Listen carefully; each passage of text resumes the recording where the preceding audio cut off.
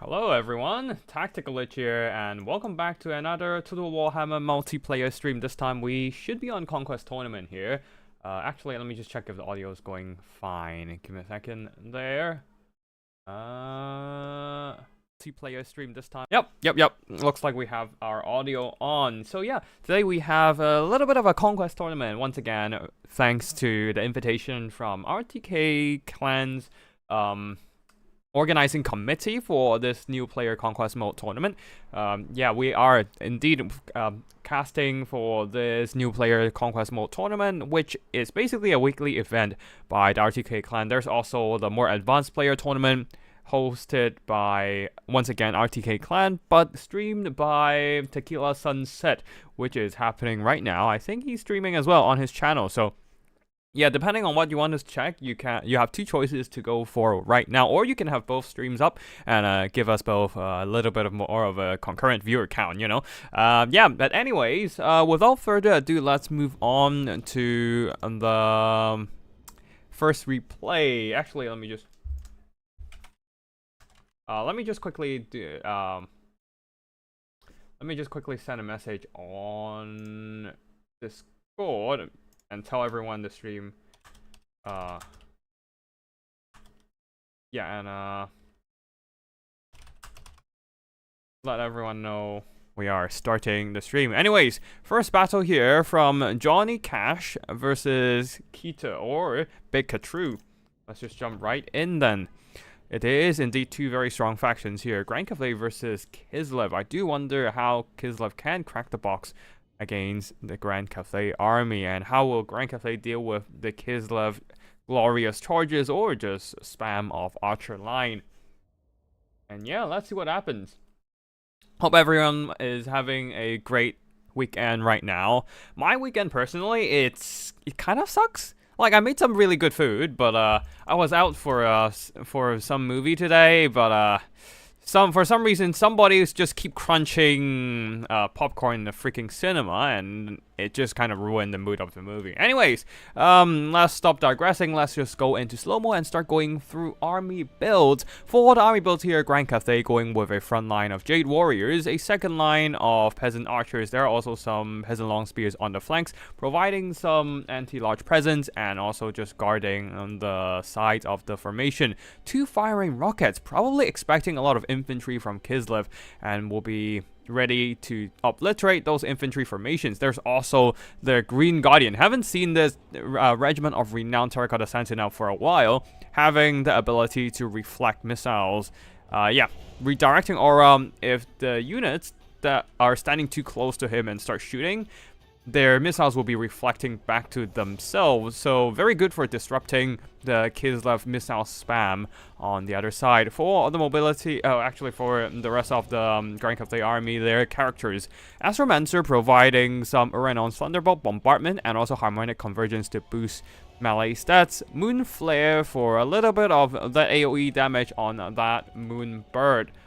So getting a flying single entity with a little bit more weapon strength is not too bad. You can help Zhao Ming here to goon out enemy characters and stuff, or disrupt enemy shooting. Dragon's Breath and Constellation of Dragon on Zhao Ming. A lot of AoE damage here on those casters, and Zhao Ming himself, of course, coming in with Burning Vambraces to to get some burst heal for himself if he gets too low. For the other side of the battlefield, we have the OP Kislevites here, but not with the OP Lord. Boris Ursus here, very good fighter, but I don't think that's the meta pick these days. A front line of armored Corsairs, one of them the dual-wielding Watchmen of the Night with their anti-infantry bonus to cut through that Cathay box infantry. While at the back there, Corsairs with spears and regular Corsairs with a lot of archer fire. Spell support, there is Frost Maiden of Tempest coming in with the Hawks of Misha for that Miska.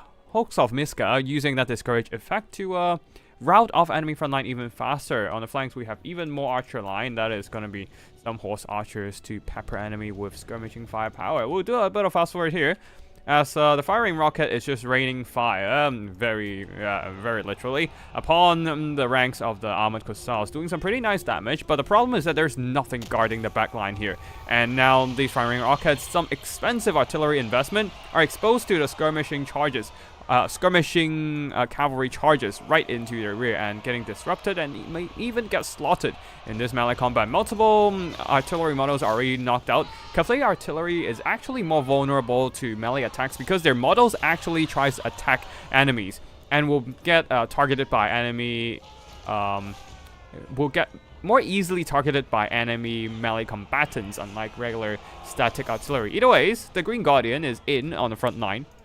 And if these Cossacks try to shoot, that's what happens, because the Green Guardian is nearby, covering them in that reflection, redirecting aura, and they're just shooting themselves in the face. But the Green Guardian has moved away, so they're less likely to get shot. Well, no, not this one.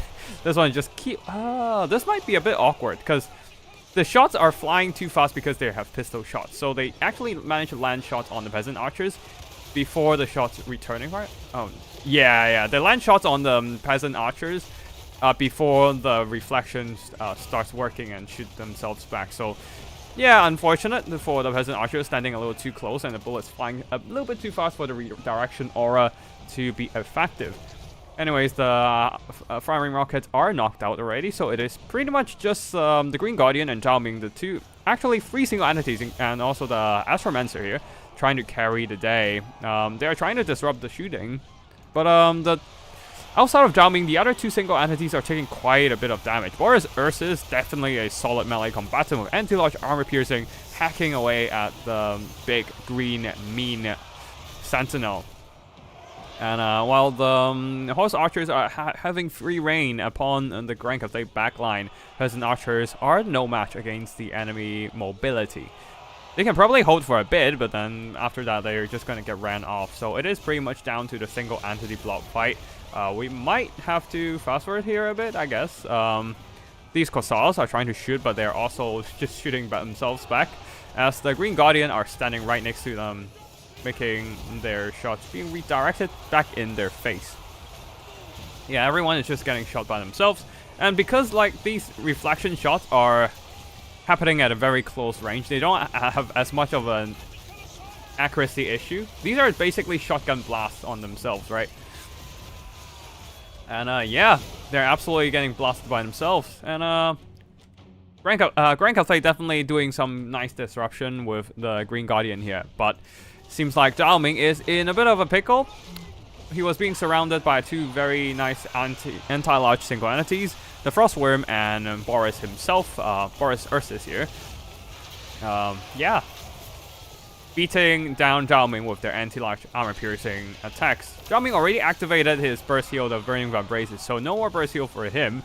And even then, he's still taking a ton of damage in the engagement, while not doing a whole lot back, as he, on a dragon form, he doesn't have the best of melee stats, 50-50 melee attack and defense, while Boris on the bear mount still having 55 melee defense. It is actually enough to counteract the melee attack on Zhao Ming and his on his 50 attack. So yeah, it is going to be a grind, though it seems like the Grand Cathay army is not enjoying it whatsoever.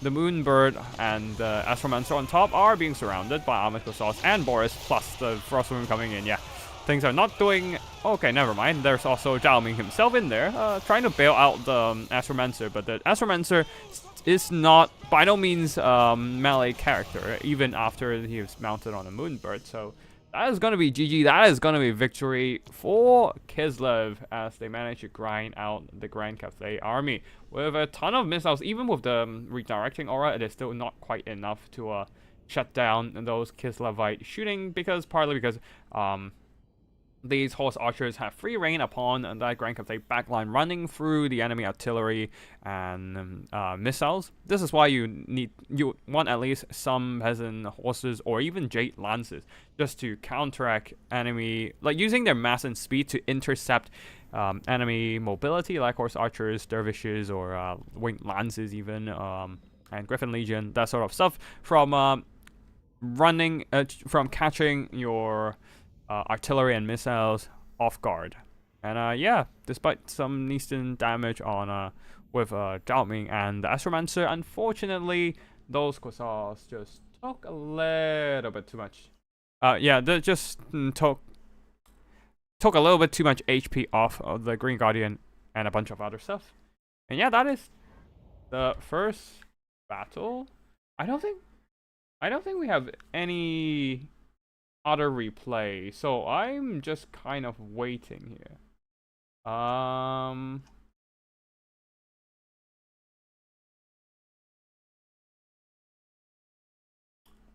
Yeah, I don't think I've received any other replay, so we might be just chilling here and wait a bit before other players drop in their replays or something.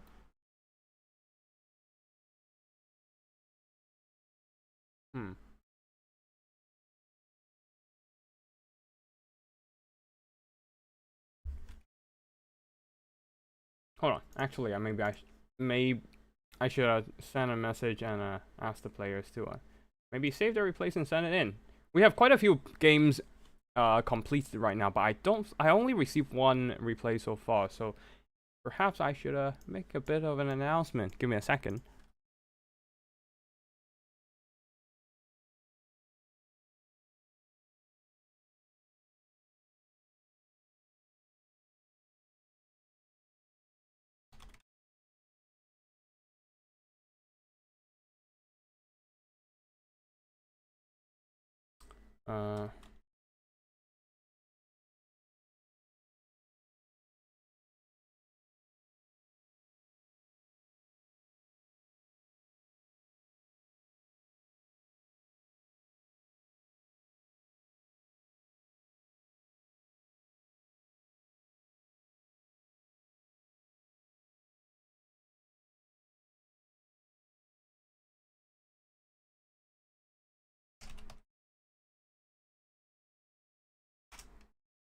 Alright, cool. Let me just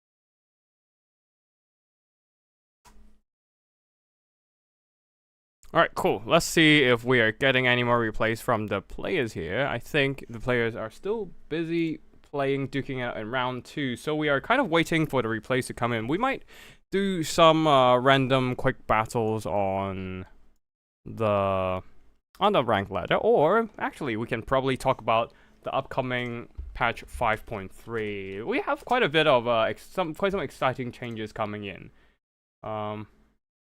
Oh, okay. Larry lost connection in the middle of the game, so alright. We might...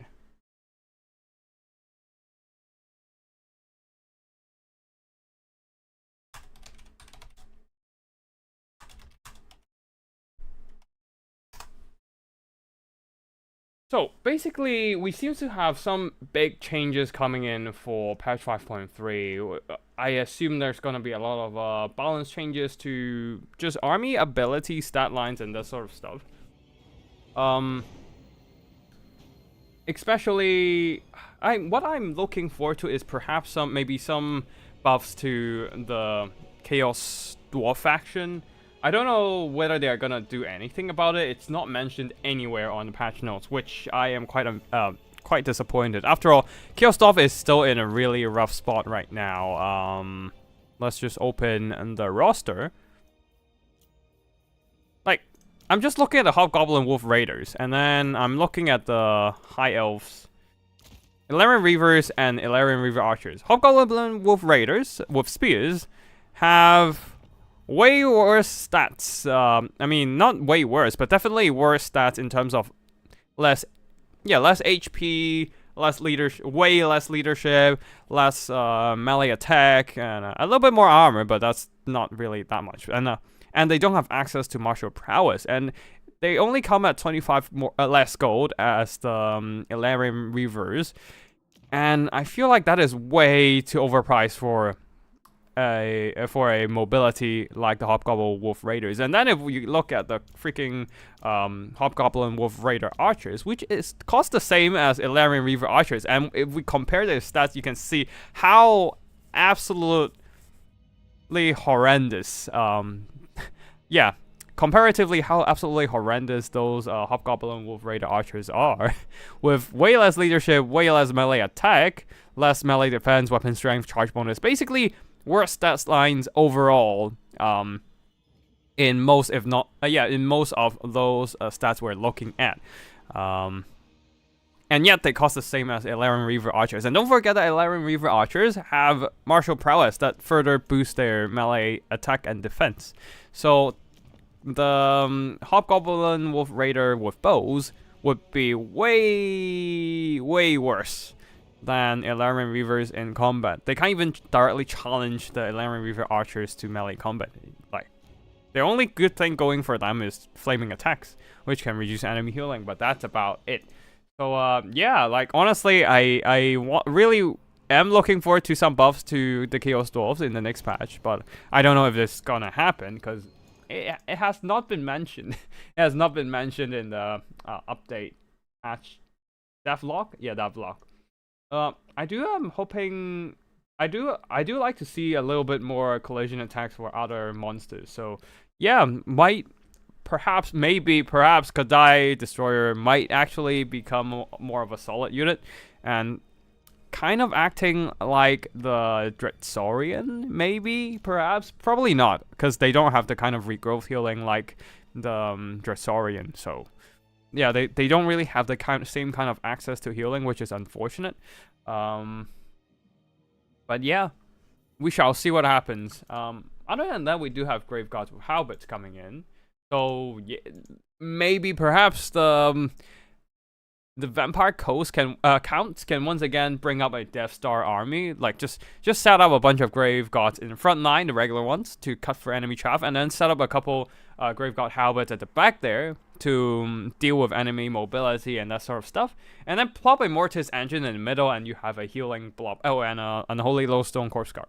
And then you have a healing blob that can sustain itself while draining away enemy with Mortis Engine. Like, even if enemy monsters and cavalry tries to hunt it down, try to goon the Mortis Engine, the Halberds can definitely defend the Mortis Engine more efficiently than your usual skeleton spears and stuff with their anti-lock and armor piercing. Armor piercing, very important there. Ooh, okay.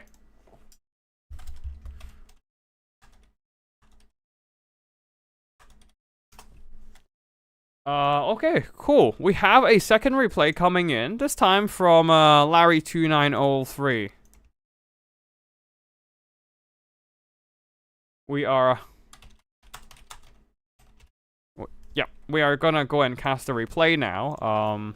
It's one of the battles from round 2. I don't think the other players have the replays ready at all. So yeah, we are moving on to a battle from round 2 there. Lizardman versus Bretonia.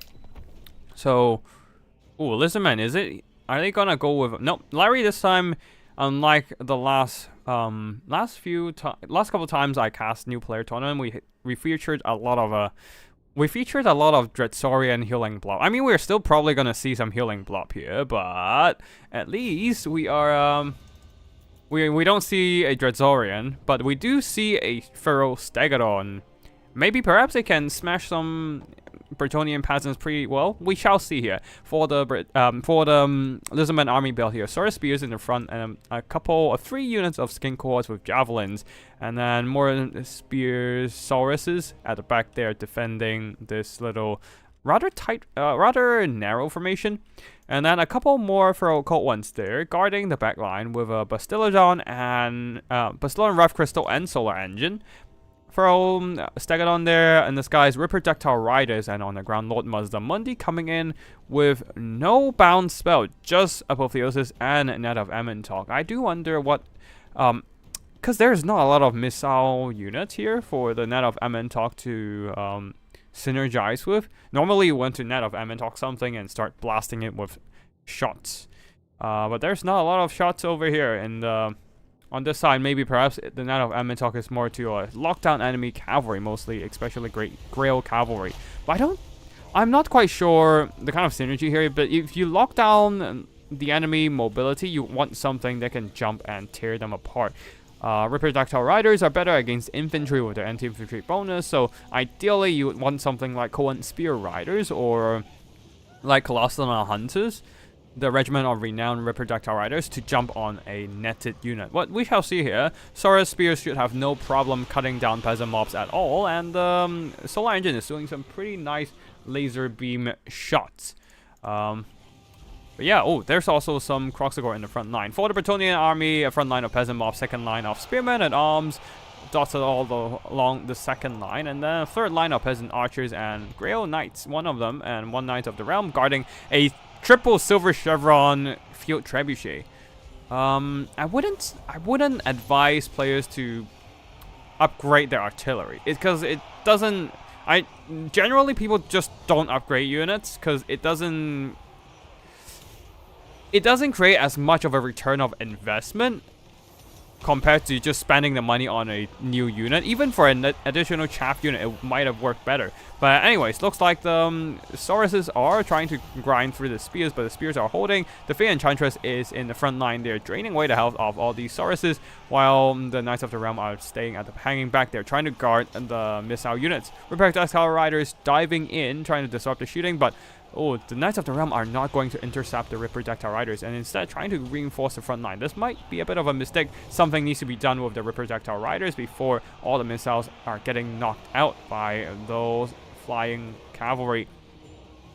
Bastillodon Solar Engine continues to shoot friendly fire against the Ref Crystal, but nothing too substantial here. Not sure what the Spearmen were doing. They were trying... Oh, they probably were netted. But yeah. And yeah, the Fey Enchantress continues to grind it out, especially with the Green Knight providing some solid support in melee in the melee department, terrifying the Saurus Spears with the Terror on and the Ethereal Hero. Though the Saurus Spears have recollected their wits and will be hanging back, will be hanging in on the battle itself. Grail Knights got shot by some laser beams, so they're quickly bailing out of the situation here. Feral Dagonon's being charged by Knights of the Realm. Not exactly the best use of the anti-large cavalry. They probably... Ooh, wait, what? The Grail Knights are... These ones are sitting here, not doing anything. That is a bit of a waste for the mobility here, especially getting shot and have one of their models slain by the solar laser beam. They definitely need to go and pressure this rather exposed Bastillodon, but it seems like they're more busy chasing after some skinks for now. Finally, Knights of the Realm are trying to deal with the Reproductile Riders and screening away for the Peasant Bows, while the Grail Knights running down the skink hordes being blasted by Bastillodon with Solar Engine. Taking some minor damage here or there, but nothing too substantial. In the front line there, Saurus Spears continues to beat down peasants. The problem is the Green Knight is still there. The Fey is also joining in the front line, so they might be in a bit of trouble. Now, the back line, though, Reproductile Riders have been pushed back by those Knights of the Realm. A Nat going on to the Grail Knights, but nothing really to capitalize on this short moment of lockdown on these Grail Knights. Saurus Spears are trying to catch up and drag down the Grail Cavalry, but it's going to take them a while before they can fully make contact with the Grail Knights, and before then the Grail Knights are out of the control of Net of Amentok and will be quickly bailing out. And things are not looking too hot for the Lizardmen as their forces are running thin, as the Bretonnian mobility are just picking apart their mostly infantry army. Another regrowth here, just healing back up all these Grail Cavalry. They are fortunately not hit by the solar laser beam, so they're not blinded. They don't have their stats reduced, and also more importantly, didn't get lit on fire to reduce their healing. So fortunate for the Bretonnians, but unfortunate for the Lizardmen. Though the Bretonnians' missile line is basically compromised right now, as Skinks and Saurus are nearby to just beat them up. The other two peasant archers are also driven all the way to the other side of the battlefield. The problem is that Mazdamundi is completely exposed by the lancing charge of all these Grail Cavalry. You can see how quick his HP is dropping once the lances are stabbing into his face. And yeah, everything Bretonnian can muster around Mazdamundi are being thrown onto this Lizardman, not trying to bring down their leadership and spell support.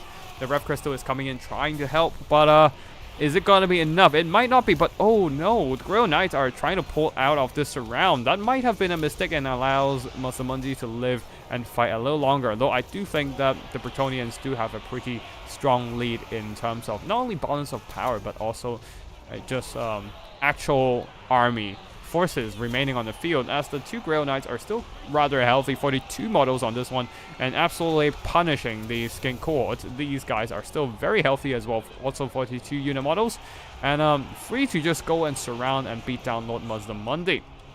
On the far side, the Reproductor Rider is finally going to deal with that few Trebuchet and knocking it out of surface. Though, yeah, the peasants are still fighting. There's still a lot of peasants around. Oh, this might be a bit of a mistake for Bretonnia, leaving Fey Enchantress in the middle of a bunch of Sora Spears for too long. The Fey doesn't have much armor and is quite vulnerable to the high weapon strength of 42 plus bonus versus large on the Sora Spears. Here comes some peasants trying to save their lady. They're not the lady, it's one of the ladies. Yeah. And it seems like the Fey Enchantress will be running through the support of her own troops and should be able to get to safety. Given that the Lizardman didn't bring any cavalry outside of the Reproductor Riders, there's not a lot to keep the pressure on and assassinate Fey Enchantress. Speaking of assassinate, actually, the Green Knight actually managed to snipe out Mazdamundi alongside with some support from the Grail Knights. Mazdamundi is gone, and that is going to be a pretty big leadership penalty to all these Lizardman troops. Now even the Sora Spears are dropping close to wavering territory there with their leadership. And yeah, Larry 2903, yeah, I thought about cavalry for the net. Anyway, it's still a newbie build, newbie play. Well, over time you'll definitely learn and just get more familiar with what is an optimal build and what makes a better build. I mean, honestly, I don't have much of a good micro myself, and I just kind of just played enough to know kind of what is a decent-ish build and what is not. And I'm basically kind of using the builds I make to carry my games instead of actual micro most of the time. So yeah, anyways, with the death of Mazdamundi, there's much less healing for the Lizardman. Army losses hit, and that shall be victory for the Bretonians. And yeah, looks like we are getting. Oh yeah, looks like we are getting more replays coming in. Joy Boy and a Narian from the TK clan. All right, cool. Let's just get those replays as well, and then we shall start replaying the replays. Actually, let me just delete some of the pre-existing replays. Actually, let's look at the army performances first. Sora Spears, some of them actually managed to do really well in melee combat. I assume this one is the one that managed to beat the hell out of the Fey Enchantress. And the Sora Spears also managed to drag down some of these Knights of the Realm and Grail Cavalry, but once again, these are Grail Cavalry, so it is very expectable that they would get the majority of value. Yeah. Definitely I guess the reason why the Bretonians decided to spend all the extra gold on the few trebuchet is they ran out of space for additional units. I would say that instead of upgrading a few trebuchet, a better idea is probably to dump some funds and make the oh no, looks like the peasant bows are all fire arrows and one pox arrow, two pox fire arrows, one pox arrow. Very nice combo there, just to apply poison and also using the fire arrows to limit enemy healing. But you can probably add some shields to the men-at-arms in the front line here, so just give them a bit more extra melee defense instead of the accuracy and reload speed that few trebuchets will get in their upgrade. They also get more melee stats, which is kind of a waste in your funds, so that is kind of a, I wouldn't say it's the best bet on upgrading your troops. Green Knight did some pretty good damage. He is a very powerful melee combatant after all, and yeah.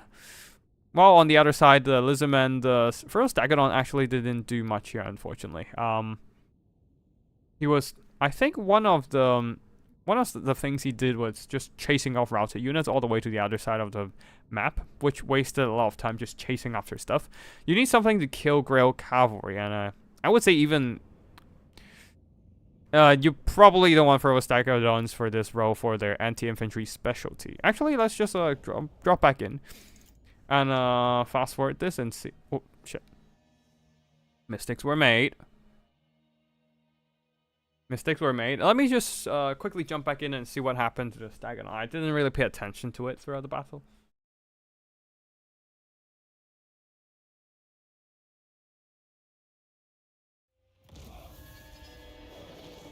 Yeah, let me just quickly jump back in. Lizardman versus Bretonia.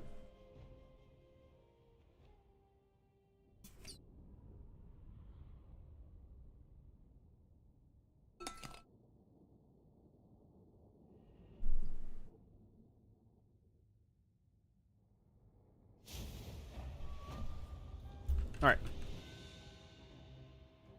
So, Feral Stegodon's pushing up.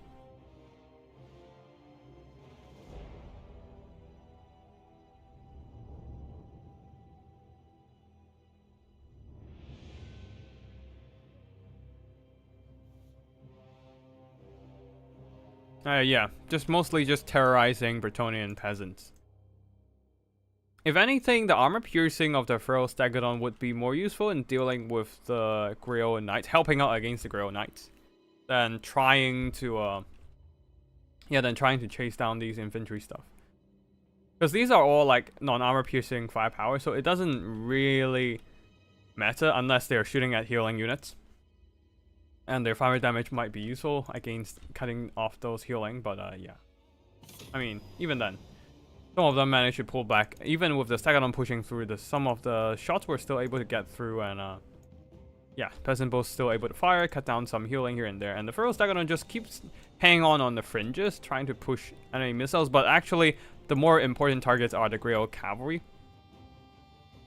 which was pretty much given free reign to roam around the battlefield and terrorizing the poor lizards with their being the chosen of the lady.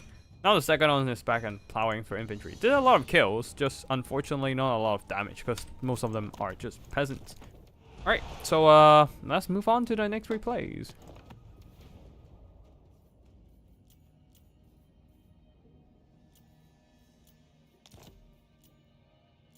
Beastman versus Kislev this time. Joyboy versus Kita. And once again, two meta factions. But one faction is probably more meta than the other one.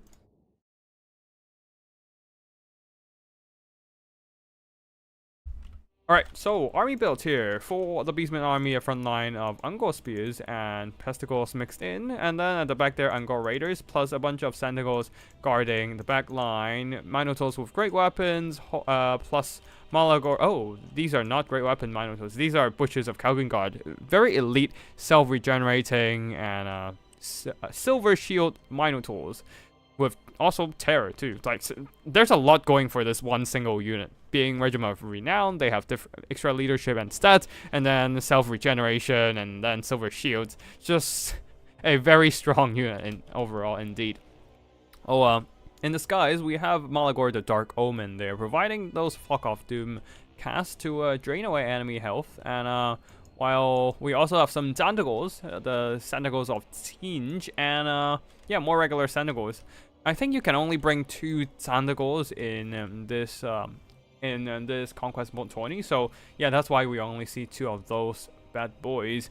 Now for the other side of the battlefield, for the Kislevites, they're readied up with a bunch of Kislevite warriors, armored Khazars, and regular Khazars at the back. No, all are armored Khazars and Kislevite warriors, providing a kind of like a box formation just to guard themselves against the enemy infantry and mobility, making sure there are no backline for our enemy to disrupt, while the mobility forces will be composed of 4 horse archers and 2 winged lances, just ready to kite out the enemy units, especially the Sentinels, and if there are any throwing axes that the horse archers can outshoot. Boris Ursus once again leading the army, and Frost Maiden of Ice with Ice Maiden, Kiss, and Death Frost. Death Frost particularly good against Malagor.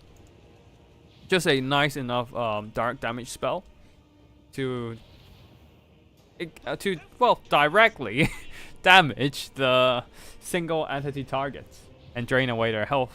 And Malagor doesn't have any heal, so he has to be careful, as all the damage he takes is indeed permanent. Anyways, looks like the Beastmen are trying to occupy that capture point there, while the Kislevites are carefully advancing. Now, these Winged Lances are going for something. Nope, they're just standing there, but seeing that Minotaur, some angry cows with great weapons, are quickly rushing in. They are moving back, and we'll go into a bit of fast forward as we are in a bit of skirmishing phase. Horse archers are just chipping away the health of Senegals over there.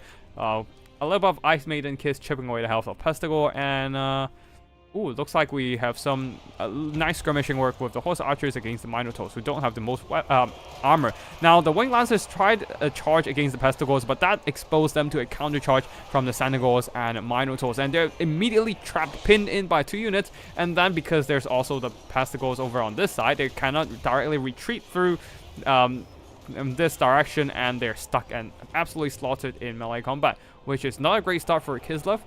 And here the Winged Lancers are out of position as well. The Senegals are slightly faster than them, so they are able to catch up and start hacking away at the Kislevite cavalry. Now over here, the Butchers of Kalkengard plow into the armored Cossacks, but getting beat down by Boris Ursus.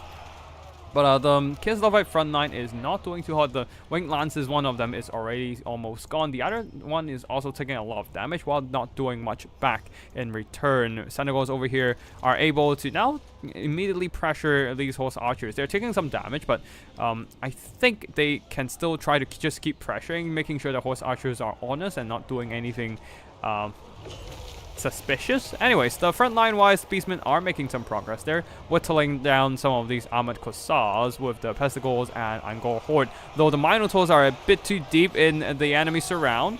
A lot of Kislevite warriors with their pole arms are surrounding them and just hacking them down with the anti-arch damage, and the short blade from Boris directly draining the health of all these Minotaurs away. The Butchers of Kalkengard can regenerate, but not the regular Great Weapon Minotaurs, and they are taking some permanent damage. But now horse archers are coming back and going for a swarming tactic against these worn-out Senegals and immediately breaking their backs. More of these Beastmen units needs to start pushing in and just keep running through those, disrupting and chasing down those Kislevite units. Some of these routed elements of Winged Lancers will be hunted down by the Senegals, who are still relatively healthy here. While over here, seems like some Kislevite warriors tries to wrestle the point away from the Beastmen control, but some Senegals are here to make sure they can't just honestly sit there and take the point. But yeah, it looks like the Kislevite army is in a bit of disarray, but the balance of power is still slightly, if ever so slightly, in the favor of Kislev. So let's see what happens here. The Frost Maiden, unfortunately, being surrounded by a bunch of Zanagors, but the Zanagors decided to just charge into the incoming armored Cossacks just to keep that Frost Maiden surrounded for a little bit longer. But alas, the Frost Maiden continues to pull out of the fight, while the Senegals tries desperately to hunt down the horse archers on the other side.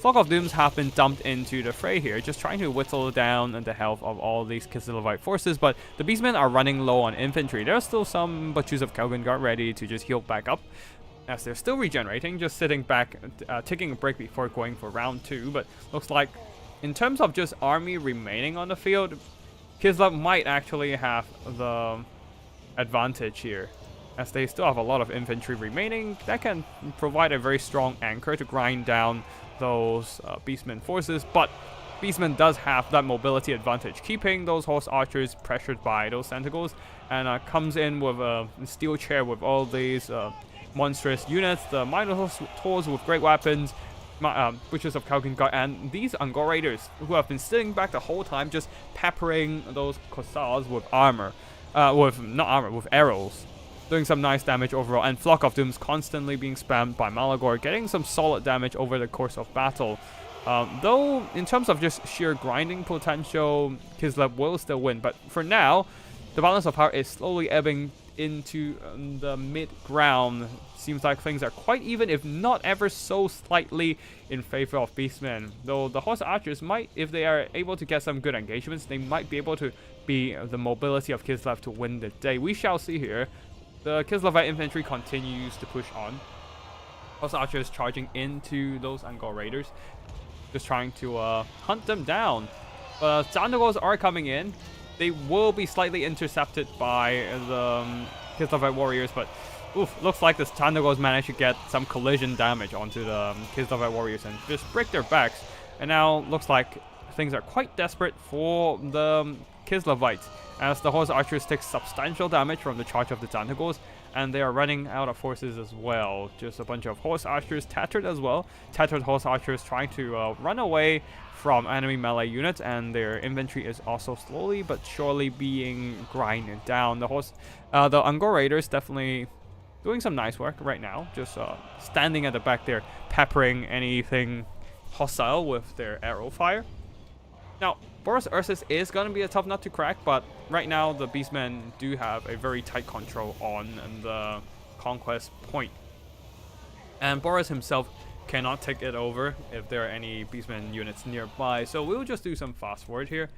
As Boros is being surrounded, trapped, and being hacked away by those anti-armor hits of the great weapon Senegals. At the back there, Butchers of Kalkengard are grinding it out against the enemy horse archers and Corsairs, but yeah, the Terror plus the Flock of Dooms were able to deal with them. Now Boros is in, just trying to deal with this one monster unit that has been terrorizing his men, but that doesn't really matter at this point, and that shall be victory of the Beastmen, as Boros is completely alone. He will be surrounded, grind down, there's no healing for him, and every bit of damage he takes is permanent.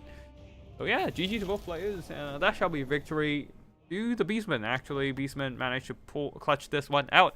The Pesticles did some good damage, this one did some good damage, but the Ungor Raiders not so, they earned back their value, so can't say anything bad about them. The Xanagors, one of them didn't do well, but the other did really well.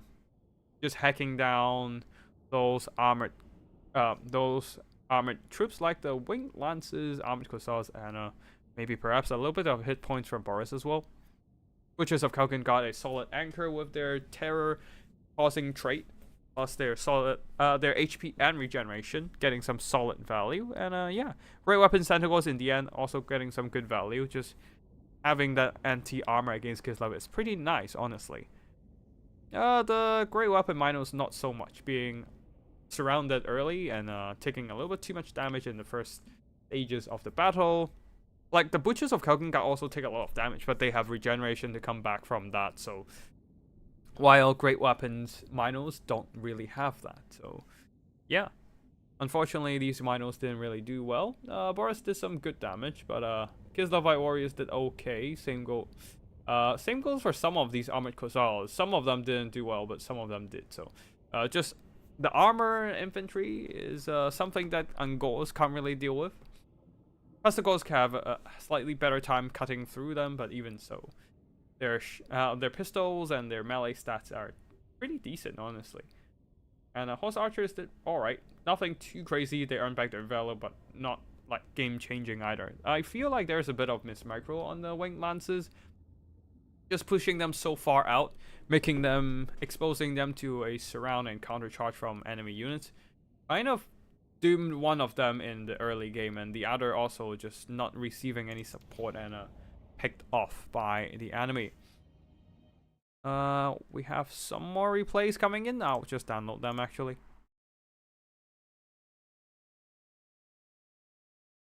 Alright, so next up it's a Khorne versus Tzeentch replay. Anarian versus Falling Star, and Anarian going for a swarming tactic. A lot of infantry, including flying infantry after all. 5 Marauders, 4 regular Bloodletters, and 4 Furies of Khorne. 2 Fleshhounds, and Great Weapon Mino, plus Valkyria the Bloody. On the other side for Tzeentch, a Chaos Sorcerer Lord, I believe. Yeah, Sorcerer Lord with only Blue Fire and Sword of Change on a disc. No? Wait, hold on. No Arcane Conduit. Okay. Anyways. Marauders of Tzeentch and a bunch of blue horrors and pink horrors at the back. Some Xanagors there. Xandagors to be exact. Blue Fire already being unleashed upon the rather expensive and very valuable Minotaurs, doing some good damage to them. But yeah, anyways, other than that, Xandagors, some Changebringers in the skies ready to burn down some Khorne troops, and of course Tzeentch Furies, plus yeah, just Sorcerer Lord. Yeah, that's it for the army builds. Let's just get the battle to normal speed, and actually let's speed up a bit, as the Khorne army is just trying to march towards the enemy, and getting a little bit too close, getting burned by the Changebringer. If anything, the Corn Furies should have no issue charging the Furies of Siege. In a direct one-on-one fight, the Siege barrier on the Furies will be quickly knocked out by the Corn Furies. And the Corn Furies, because they have Frenzy, they have way better damage dealing potential than the Siege Furies, and will quickly beat them up into demonic instability and just crumble them. Though the other Furies are trying to just pressure the Chaos Furies over there. The Corn Furies are trying to pressure the other Siege Flyers, the Siege Furies, and hunting down the Changebringers. The Changebringers don't have much armor, so the Corn Furies will quickly decimate them once they manage to get a surround. Just like here, they are already falling extremely quick and immediately deleted by the charge of the frenzied up Corn Furies. Bloodletters duking out against Marauders and Blue Horrors, and it's gonna take them some time while the Furies here now diving onto Blue Horrors, while the Sargoths managed to dispatch one of the Corn Dogs with the help of some Zandagors. Now, the Corn Bulls are being held in the back end as reserve. There's not much need for them, as most of the enemy troops doesn't really need to be dealt with using anti-large armor piercing power. So they can just come in as a bit of a reserve troops. If anything, the Flesh Hounds will be more effective to just swarm and pin down the Senegals due to their slightly better speed. Marauders, though, unfortunately being entirely surrounded by enemy mobility. The Furies, the Zandagors, even some Chaos Warriors of Siege are moving in and just kind of giving them a pretty hard time. Bloodletters is needed here to give out some anti-infantry armor-piercing damage. These ones needs to get into fight ASAP. Maybe perhaps just they're not really marching all the way to the other side to fight, but perhaps just charge into the Blue Horror's rear, or even just push on to hunt down the Furies of hunt down the Pink Horrors, the Sour Guts. That would be nice as well. But either ways, the Siege front line is disintegrating pretty fast due to the superior melee prowess of the Corn Marauders and Bloodletters here. Though some of the Bloodletters are running out of health. Okay, some of these ones are healthy, but they're going up against the Sour Guts, which is pretty tough to kill. Even if you kill them, they will die on die with a suicidal explosion, exploding on death with some pretty solid 100% anti-armor damage, and yeah, will kill a bunch of your own troops. So one-on-one trading. Infantry trading against Sour Guts isn't exactly great. Yeah, your best bet is just to shoot them down from afar, I would say. But yeah, a summon of Chaos Spawn was being dumped here just to pin down the Bloodletters even longer. Blue Fire Spam is being dropped onto the Flesh Hounds, not doing a whole lot of damage as they are indeed Corn Demons with 50% of spell resistance. I didn't realize the Corn Demons have 50%. Damn. Oh, 35%. It's just the Flesh Hounds, I think. Yeah, looks like it. Either way, that is really, really good still. Making them much tankier against enemy Blue Fire Spam, and Siege relies quite heavily on that.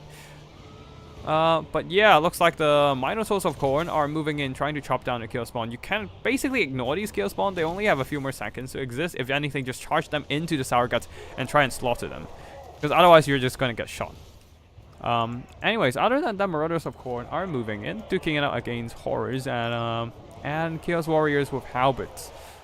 The Zandagors are running low on health. They're being pressured by the enemy Flesh Hounds, the Corn Dogs. This is quite a tough situation for them. If they can't get a charge, they are quite squishy, and due to their low armor, they will die pretty quick. Also, they don't have the greatest melee stats. Even after a Chevron, they're still only at 23 attack and 23 defense. The base value is 22. So a lot of their damage output relies on the charge impact and also just the charge bonus as well. And if they're just staying in prolonged fight, they're just not going to do much. But yeah, I think at this point, Khorne has a pretty commanding position there. They still have some Bloodletters left to grind through those Chaos Warriors. And Marauders are still around to provide that infantry support to the Minotaurs, who can beat up the Zandagors. The Zandagors are coming in, trying to get us around here. But the Flesh Hounds took the charge for the Minotaurs, so GG, goodbye Flesh Hounds, but Minotaurs are still going strong. Actually getting a bit of a surround on the Siege Sorcerer Lord and start hacking him apart, as his disc mount does give him a large status, making him vulnerable to anti-large damage. But yeah, Zandagors are gone, being pushed back. Only the one single Chaos Halberd Warrior are holding. Oh, it seems like we have a Siege bombardment coming in. A one Hail Mary from the Siege army there. Deleting the rest of the Bloodletter is definitely doing some good work, but the Minotaurs, despite taking so much damage, they're still dishing so much damage against the Siege Lord. And Khorne indeed is quite poor, winning the game. Yeah. Hey, Mr. Casual. Haven't seen you in a while. Welcome back. But yeah, overall, the Furies of Khorne are just really good against the Siege army. The problem is whether you can deal with their kiting. And yeah. Looks like there's not much kiting here, so the Khorne army was able to just rush and overwhelm the blue horror position and also the pink horror and just beat them down in melee.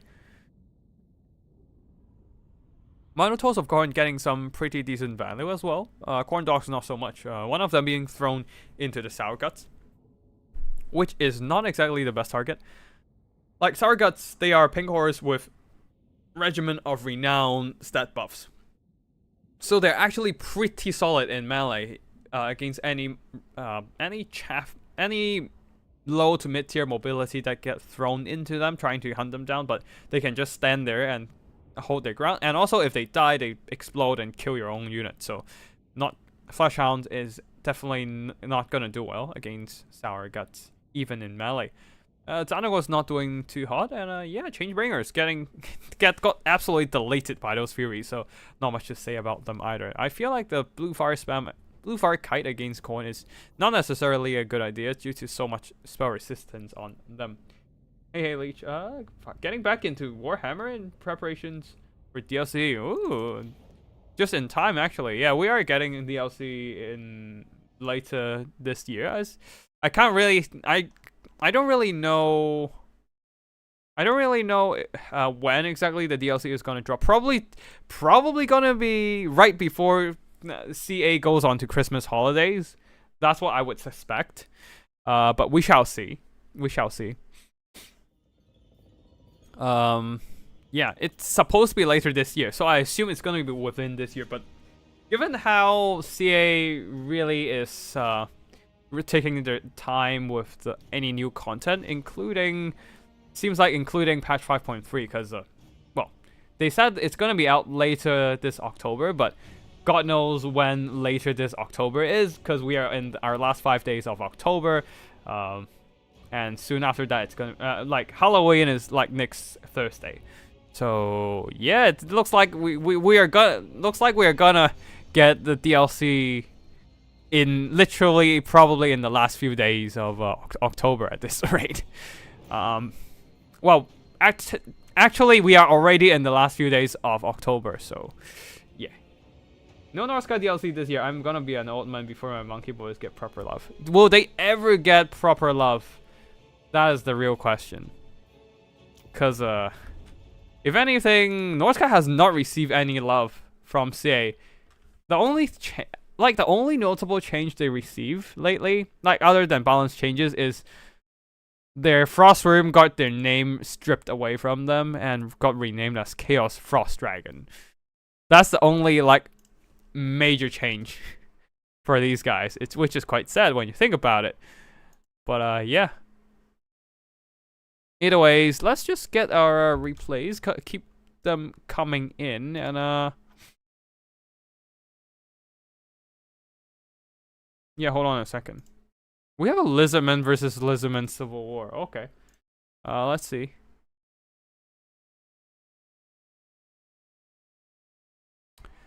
Alright, cool. Let me just delete some of the replays so it doesn't clog up my loading. We've seen these two. We can delete them. I think the tournament is still going. We are on the third or final round, I think. Yeah, we are done with the third round, so people are in the fourth and final round. So after that, we will do a little bit of live action showcase. Some live casting for the finals. Anyways, let's just hop on into the next replay. Excuse me. It's getting cold here, and I've got a little bit of a congestion in my nose. But yeah, army-wise, Khorne versus Nurgle. Oh, this is gonna be rough for Khorne. Like, Khorne's best bet is probably spam throwing axes. We might want to fast forward this one. Alright, let's just regular speed for the start.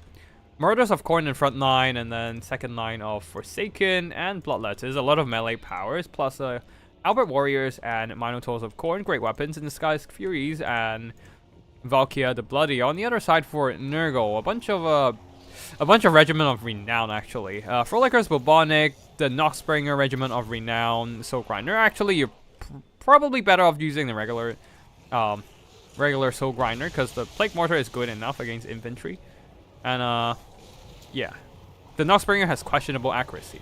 There's also Barons of the Bulk and Bile Trolls, Exalted Plague Bearers. Okay, Festering Stooges. I was gonna say I'm not seeing Festering Stooges, but they are here. All right. So yeah, Exalted Plague Bearers of Nurgle ready to just hold on against the enemy infantry assault, while Noxbringer and Kugath Plaguefather lay down the pain with their artillery shots. Minotaurs are charging in, Forsaken charging in, Bloodletters charging in, but a lot of them are already severely damaged before they can even get into melee. We're going to fast forward here, as Furies are trying to attempt a bit of a rear charge, but the Exalted Plague Bearers are holding their ground pretty well. The problem fighting against Nurgle is that Khorne has no way to counteract the enemy Mortis Engine of Great and Clean One and Kugath. So all these Khorne troops are constantly getting drained down by the enemy Mortis Engine. Oh, Bile Trolls got routed pretty early, so yeah, that's something going for. That's a win for Khorne. But balance of power wise, it is still going towards the favor of Nurgle right now, as they're really struggling to take down that monstrosity of a Kugath. And all the infantry nearby are just gonna get drained, even the regular units and Valkyria herself. And Minotaurs of Khorne is already on the verge of death. Now, Marauders and Bloodletters are trying to flank around and do a rear attack, but we shall see how useful it is. Like, I would say that the Nurgle army made a little bit of a mistake. Instead of going for a full degenerate box with this box army, like tightly encircling yourself with troops, and so that your opponent cannot rear charge you. Instead of doing that, they fanned out the Plague Bearers, so they're still rear charging available for Khorne to do a little bit more damage and sandwich the enemy troops. But yeah, right now it is slowly moving towards the favor of Nurgle, since Khorne really struggles to take down the single entities in this situation. There's only one throwing axes cavalry. That is almost out of ammo, despite just unloading everything they have into Kugath. It is just not enough, and slowly but surely everything got drained down by Kugath, and that shall be victory or Nurgle. Let's see how much Nurgle got with Kugath Plaguefather. 2,300 gold and 169 pretty nice damage value. I mean kills. So yeah, it is a pretty tough. This is one of the toughest matchups for Khorne, as they really struggle to take down single entities fast, and they have nothing to counteract that kind of blobbing Mortis Engine tactic. They have no blob punishment. They have no healing to heal back up all the Mortis Engine if drained out health. And the best bet they have is throw in Karanak to use the Silence Aura to absolutely and deny Nurgle from using their spell heals. But yeah, overall, just quite unfortunate for Khorne to get into this matchup, and the throwing axes got a lot of damage value. If they have more throwing axes, this would have been a bit closer, but even so, they're still gonna be having a tough time dealing with Kugath Plaguefather into the late game.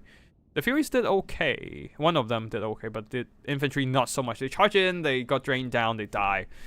Yeah, that's pretty much like the pipeline for Khorne against Nurgle.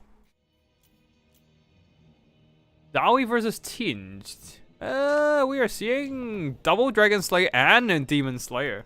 That's a pretty interesting combination. We do see a lot of firepower, but I'm not seeing any Iron Drakes. I would say Iron Drakes might be better, just because you will have an easier time to hit those flamethrowers from afar. I don't know.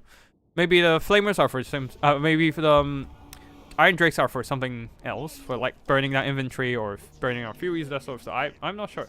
Let's see what the players are going to do here. For the Dowie here, front line of blasting charges miners, second line of various missiles, a bunch of thunders and iron drakes, and there's also some dwarf warriors at the back there, guarding a single cannon with some slayers, providing a little bit of just a little bit of a melee protection against cavalry. Yeah, cannons already opening fire onto the Savage Claw, probably the best target they can shoot at. Knocked out their shield already, and the high damage of each single cannonball can actually do some pretty substantial work against the Savage Claw. So definitely a good choice of target. Demon Slayer, Double Dragon Slayers, yeah. For the other side of the battlefield for Siege, Marauders of Siege, Blue Horrors, regular Marauders, Pink Horrors, one of them the Sour Guts, and a bunch of Mobility, Chaos Chariots of Siege, Furies, and more Furies? Yeah, more Furies, and the Zandagos of Zandagos. Exalted Flamer, interesting choice. They are quite vulnerable to missiles.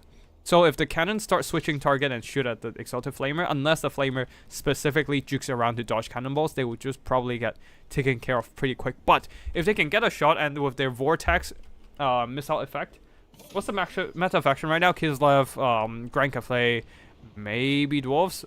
Dwarves is like strong, but like as always, stuff is always strong. So whatever.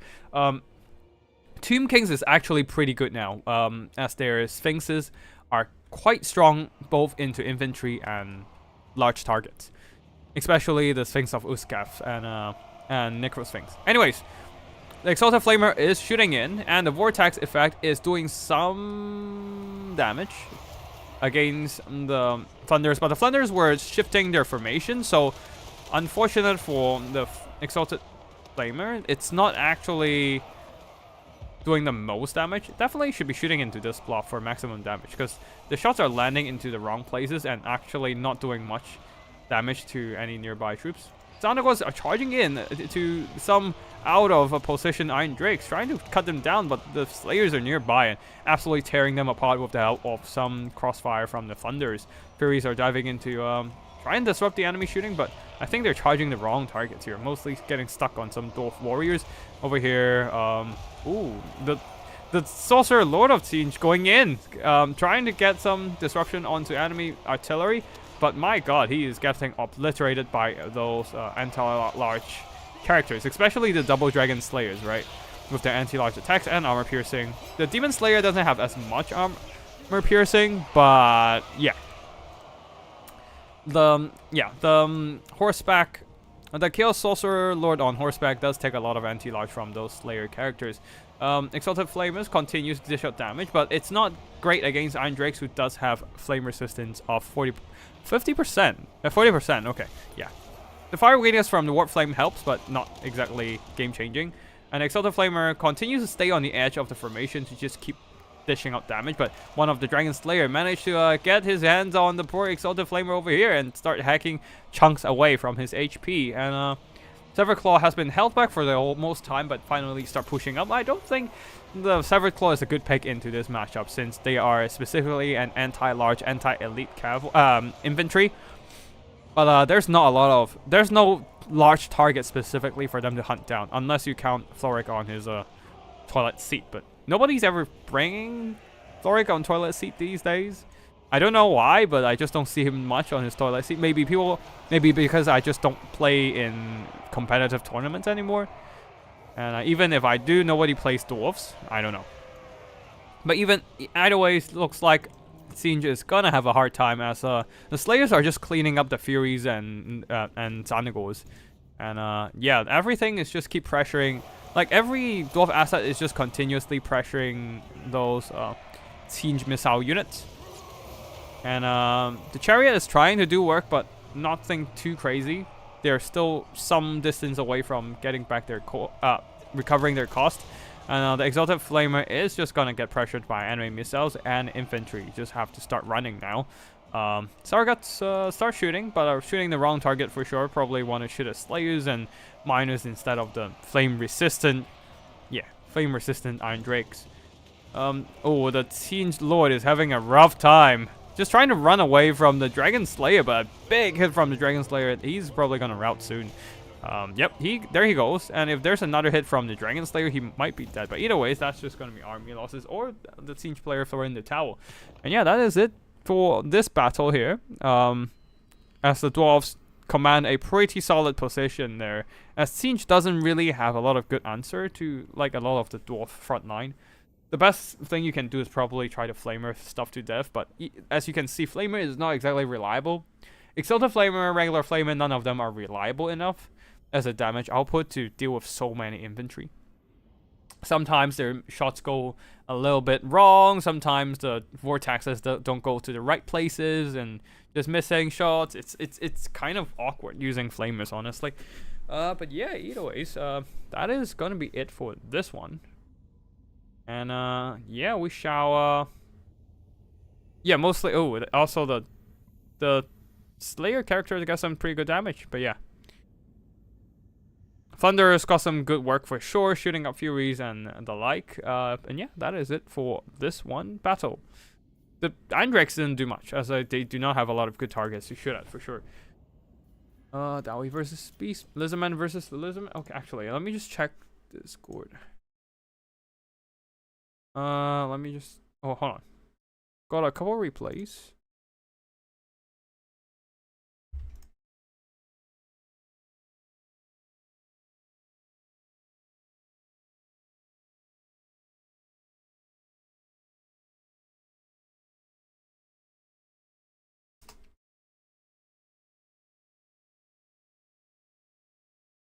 And let's see. Let's check if we have any. Let's check if we have any finals matches ready to go, because I don't want to miss those live section of the tournament. Okay, we still have some 4th round battles going on, so we still have some time before we go into the live section. Okay, Lizardman Civil War. Is it going to be Healing Blob versus Healing Blob? Once again, Larry is going with a bunch of with a very similar build as the last time. Yeah, multiple Sauruses, one of them the Legion of Chakra, double Bastillodon, Rev Crystal and Solar Engine, Stegodon, and Ripper Dactyls. Masamundi leading the army once again. So we shall see. No Croxagores this time. I guess that's where he found the money to get another Ripper Dactyl. But on the other side of the... Oh, any bounce spell? Okay, this time we have bounce spell. Ruination of Cities. No... Okay. Harmonic Convergence for better melee stats. No... Net of Emmentalk. No... Banishment. On the other side, for the Red Lizardman of... Hold on. Let me just... Who was Larry fighting? Okay, I didn't check the player name, and I see Deep Dark, which I'm sure that is a reference to something I don't want to talk about. So, anyways, front line of Skin Cohort for the Red Lizardman, and yeah, second line of Saurus Spears plus a bunch of Salamander Hunting Packs. Wait, actually, hold on. Oh, this is probably not La Pruna, right? Anyways, double Salamander Hunting Packs and Skin Cohorts with Javis, Cold Spear Riders, Coans, and Saurus Warriors. So a pretty wide army build. Skin Skirmishers, a very cost-efficient skirmishing unit. Rev Crystal and Slamage Priest of Fire to burn down enemy front line. Pretty interesting choice. No healing outside of the Rev Crystal. And rely... Oh, this is probably why. Probably try to synergize the fire weakness imbued by Kindle Flame with those... yeah, with those Salamander Hunting Pack. Let's see how this goes. As on the flank there, Feral Coans trying to charge the Skirmishers, but then they are counter-charged by some same Feral Coans. Javelins being chucked in, and the Feral Coans are taking some pretty substantial damage. And now, yep, looks like the Salamander Hunting Packs are opening fire at the large target of Feral Stags. And in the skies here, the Ripper Dactyl Riders are diving in, trying to pressure those Salamander Hunting Pack, but there's a counter charge from the Feral Cold ones there, trying to pin down and deal with all these Ripper Dactyl Riders. the big Feral Stegodon is going in for a melee charge against the Skink Horde, stomping them. But they need to start pushing in against the Salamander Hunting Packs here, as they are quite a threatening missile piece. A little bit of bound banishment from the Fire Slan, bursting down some Porosaurus. Not exactly the best placement, but yeah, it actually moved towards the right direction and actually do some very good damage against both Red Skinks and Green Saurus. So very unfortunate for both sides there. But yeah. The Sauruses with spears are trying to push in, but they're currently stuck on Skinks and enemy Sauruses. The Salamander Hunting Packs at the back line are slowly being secured as the Cold One Spear Riders are able to out-trade the Ripper Riders in melee, and there are more Cold One Clever Girls going in to pin down the enemy flyers. And looks like, ooh, is that Burning Head? Yep, Burning Head right on top of the Saurus Spears. And ooh, this is a blob. This is a whole unholy blob of Sauruses. If there's a ruination of cities, and this blob would take some pretty solid damage. But I assume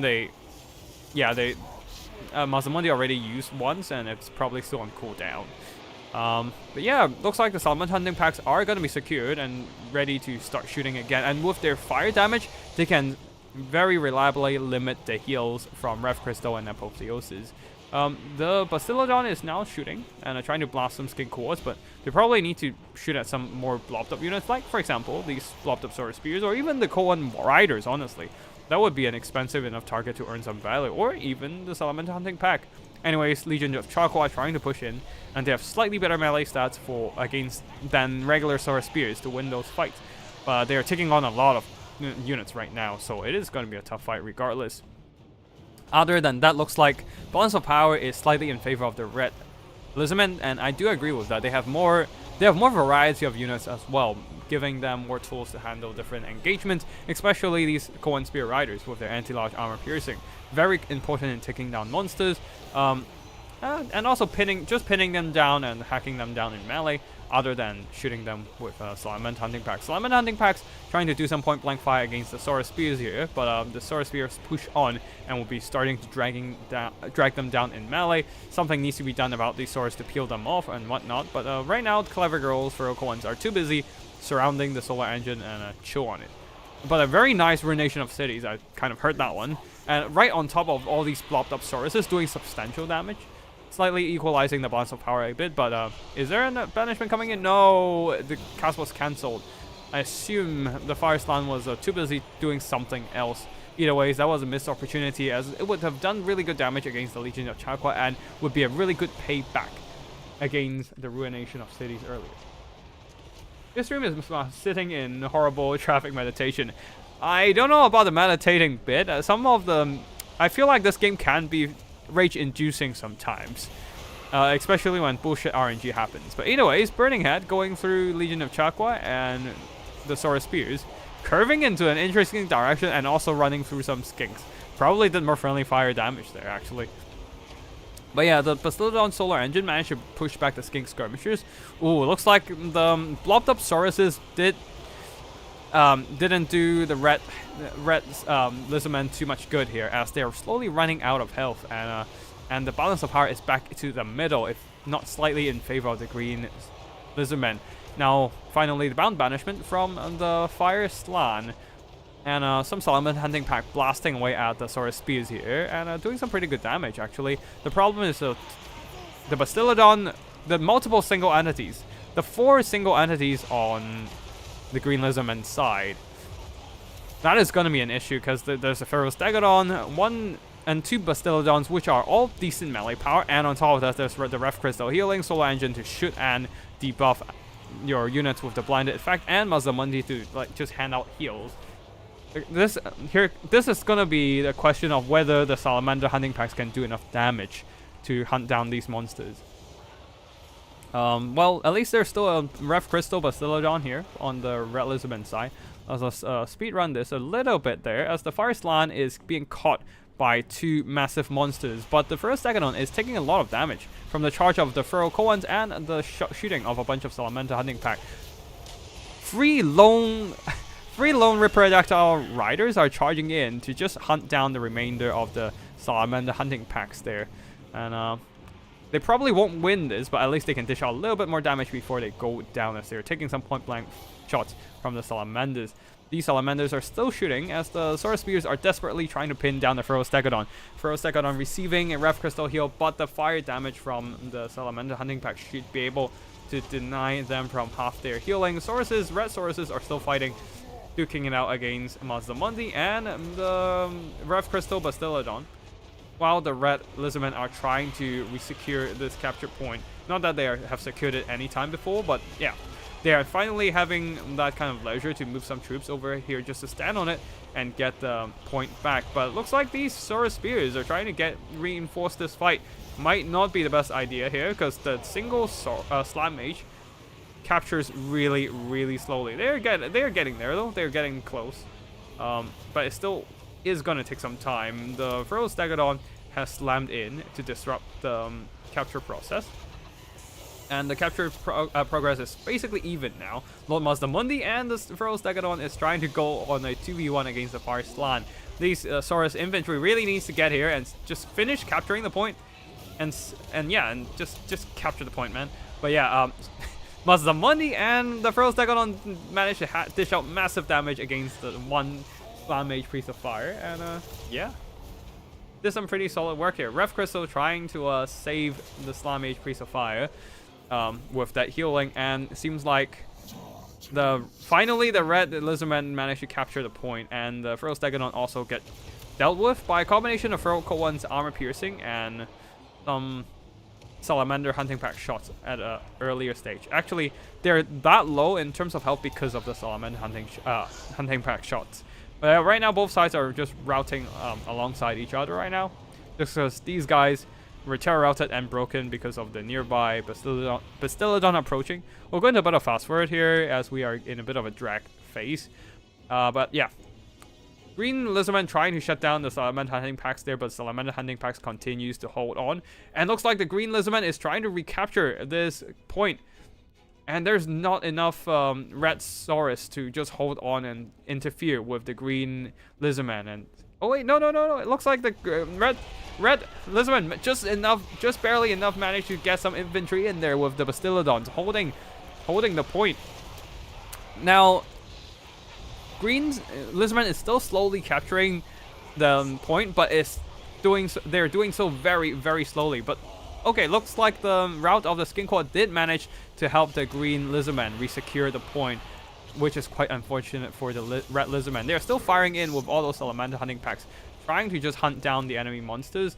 But right now, the Bastillodon Rev Crystal is holding on with the mutual heals from Apotheosis of Mazdamundi as well. Something needs to be done about all these single entities, but looks like there's not a lot to be done right now, as the Red Lizardmen are running out of troops. They're sending in everything they have to go after these three single entities, but these are three single entities fighting back to back with some solid armor-piercing power. And one Salamander Hunting Pack is gone. The other also will soon probably rout away as well, as they're running low on leadership, on health and vigor. It looks like the Green Lizardman continues to hold on onto the capture point, getting those tickets in and finally securing victory by grinding through whatever the Red Lizardmen managed to muster to throw into their way. Looks like the Red Lizardmen are played by La Pruna. Very solid game from both sides. Quite a bit of back and forth here. There are points where I thought the green side had an advantage. There are points where I thought the red side had an advantage. But in the end, seems like Lizardman on the green side managed to spam those heals, keep those single entities alive, and get some really good damage with their single entities, by the way. The Reproductile Riders were being used a little bit too reckless there, just being thrown into the Salamander Hunting Packs in the early game and just got surrounded and beaten up. But the rest of the game were carried by a lot of the healing from the Apotheosis. Lord Mazdamundi also doing some really solid work. Going in with that melee fight, shoulder to shoulder with the Stegodon, beating up the Fire Slan. Slan on Slan violence isn't something you would see every day, and Mazdamundi obviously is actually a better combatant than the Fire Slan, and did some really, I think most of his damage was done in melee. Ironically, at least a good chunk of that was from meleeing the Slam Mage Priest of Fire. But because he only have 2 uses of Ruination of Cities and no actual damaging spells, I think. Oh, I think he might have used he might have used harmonic convergence in his spell kit at some point to help himself fight. I think that's what happened. I'm not entirely sure, but yeah. Somehow, Lord Mazdamundi and the double staggered, double Bastillodon managed to hold on into the late game, and performed a last stand on the point and actually secure it, winning the game. While the infantry here there just can't really do much against 3 single entities fighting shoulder to shoulder. So Lament Hunting packs did some solid damage for sure. Just quite unfortunate that they are under a lot of pressure throughout the game, which they took a lot too much damage and they couldn't really win it in the end. Like, I would say a Slam Age Priest of Metal would actually go along better with the Salamander Hunting pack, because Salamander Hunting pack doesn't have a lot of armor piercing. What you need is some kind of armor debuff to strip away enemies' dinos' armor, such as Plague of Rust Overcast version, and then your anti-large damage on the Salamander Hunting packs can be maximized and really nuke down the health of those heavily armored dinos. But yeah, even then, the Burning Heads and stuff from the Slam Age Priest of Fire did some pretty good damage. Just that the rest of the army, well, one Saurus unit, and ironically, it is not the one with spears, it's just a regular one, managed to do well, the others not so much, and yeah. I'm afraid that's just too much healing for the Red Lizardmen to deal with right here. So, giving the Green Lizardmen a win. Alright, let's see if we have.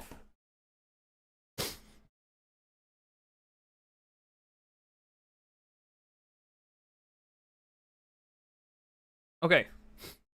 We have a top 4 bracket now. We do have a top 4 bracket.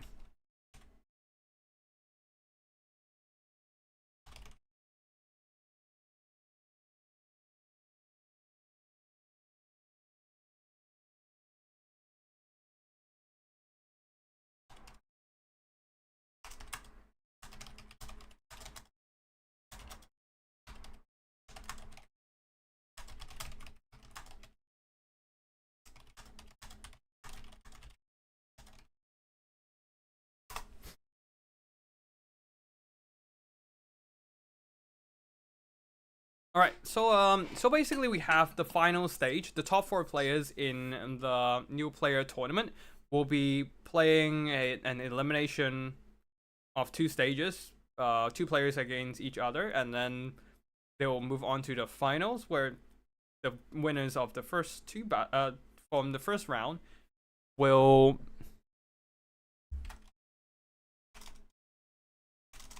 the winners of the first round will be fighting against each other, deciding the final winner of the tournament.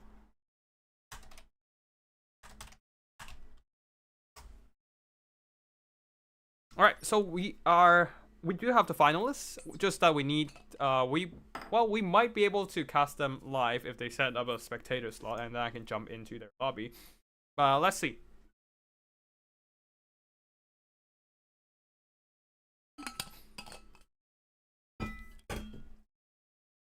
Let's see. I think Crowellan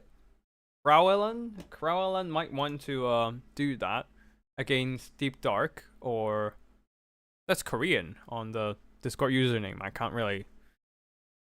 Yeah.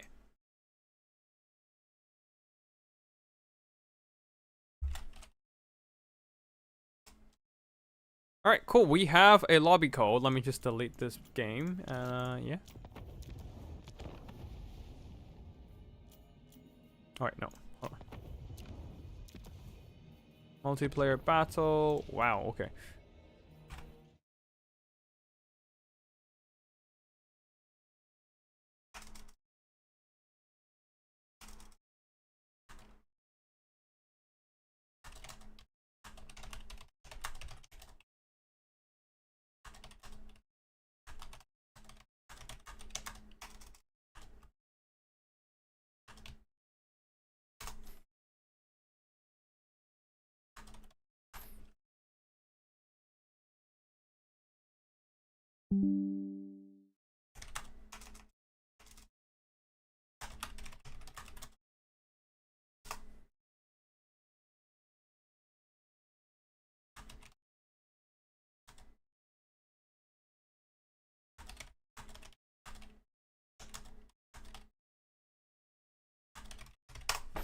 Alright, so, yeah. Let's just, hop in. Before we hop in, actually, set up screen blocker.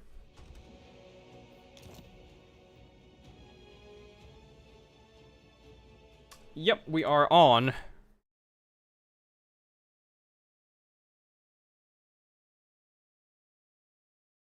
Looks like we have a Bretonnian versus Slaanesh.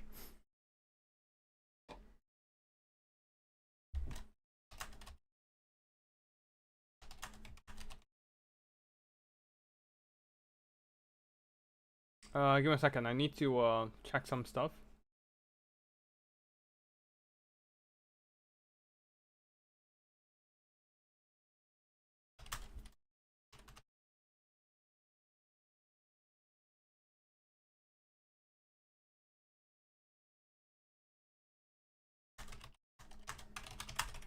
Sorry, I'm just answering some questions about the tournament on Discord. Come back in a sec.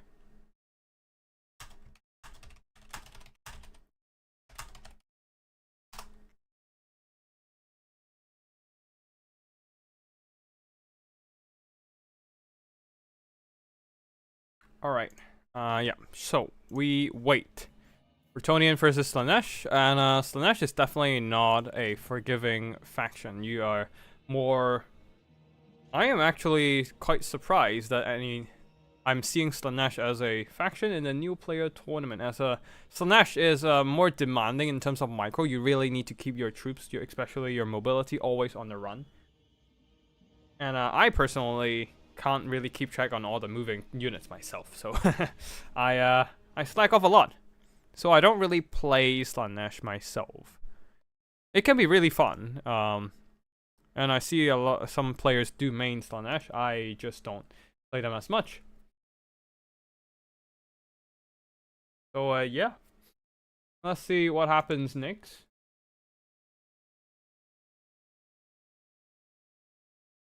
And we still have a few replays in the storage that we need to cast. And okay, so I think in the finals here we do have wait, hold on. I think we have a few. We have a couple best of ones here, I think.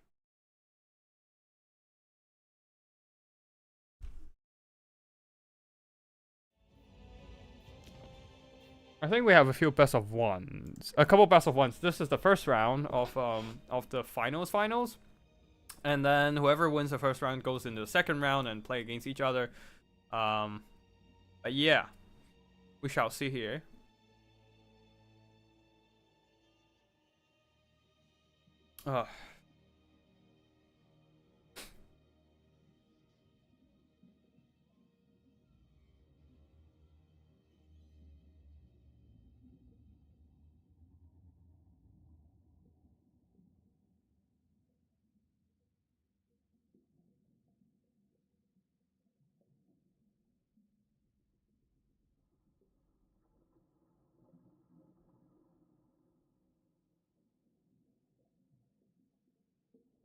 Wait, hold on. Let me just since we're just waiting for the players to set up, I need to get some stuff sorted.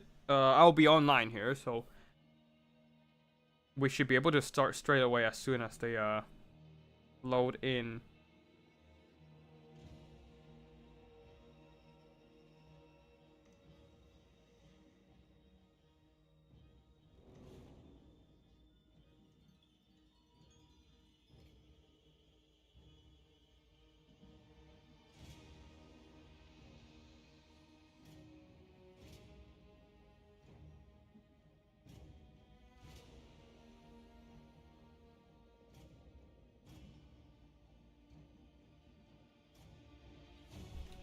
Alright. So we're just waiting for Crowellen to finish their setup. Well, WoW, or Deep Dark here, has been ready for quite a while with the Bretonnian army. And it's honestly quite a meta setup for the Bretonnians.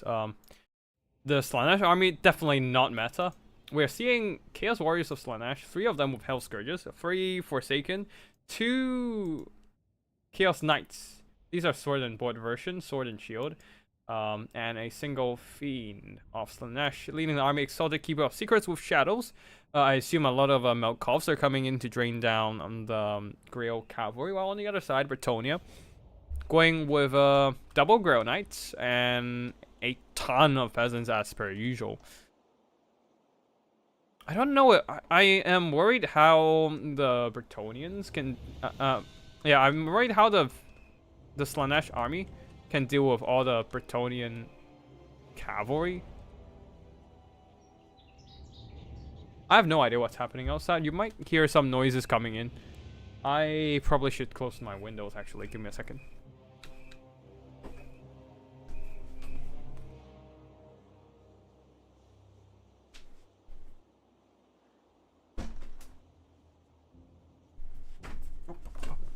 Alright, I think what happened was some kid was playing with a whistle or something, which penetrated through my my open windows, and might have got some of that on my mic, unfortunately. But either ways, we are almost starting. For the Bretonians, a ton of men-at-arms, full arms, a bunch of regular men-at-arms with swords, men-at-arms with spears, a bunch of peasant mobs, very typical of a Bretonian army, pox arrows, and yeah, and some fire arrows. Fire arrows can be nice if you want to deny the Exalted Keeper of Secrets from using the Feasting on Fear, and yeah, Feasting on Fear. But other than that, let's see, Grail Knights. Grail Knights of the Realm, double Grail Knights leading the army, Albrecht or Baudelaire, one of the more popular Bretonian lords these days. And that's it for the army builds. Oh, actually, Lore of Life Damsel coming in for those regrowth heals for the elite cavalry and Albrecht himself. That's it for army builds. Now let's get a battle started, or let's wait for the battle to start, to be more precise.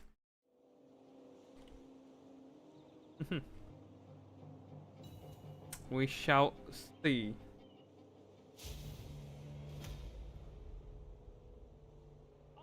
Alright. Chaos Warriors of Slanesh and Forsakens are pushing up. I mean, both sides are probably just trying to secure that capture point as soon as possible, especially with Slanesh melee troops, right? They have the melee advantage, so they would try to get into melee as soon as possible and cut through those men-at-arms and try and get to the back line. The concern is that Grail Knights are on the field and will try to do some psycho charging and or even try to do some hammer and anvil into the rear of those Slanesh infantry. We shall see what happens here, as there are indeed 2 units of Chaos Knights of Slanesh who can try to intercept those charges, and with the Fiend support can lay down some pretty heavy damage. Right now, peasant arrows are firing in, but with the heavy armor and shields, silver shields even, of the Chaos Warriors, they are just taking some scratches. Nothing too crazy. They're taking some very, very minor damage. If anything, Albrecht charging in like that would do a bit more damage than those peasant archers. But yeah, looks like the Grail Cavalry is in, doing some psycho charging against the Forsaken, quickly bailing out before those Slanesh Knights have the time to catch up. These one might have stuck in the melee for a little too long. They need to like get around. Perhaps a better use of them would probably get around and get the hammering charge again into the rear, get better contact against the enemy.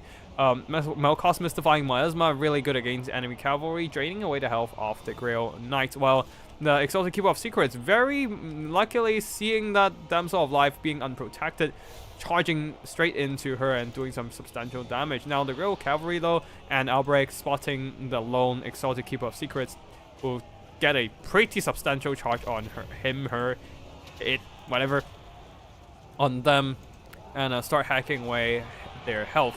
Though the good news is that for Slanesh, their infantry is getting some really good progress, punching through those peasant front lines there, and will be now pushing into the enemy archers, as well as providing that infantry support to the Slanesh mobility. Melkov's counteracting that regrowth here, healing versus direct damage. So the Grail Knights HP is just kind of struggling in that same level, not getting anywhere.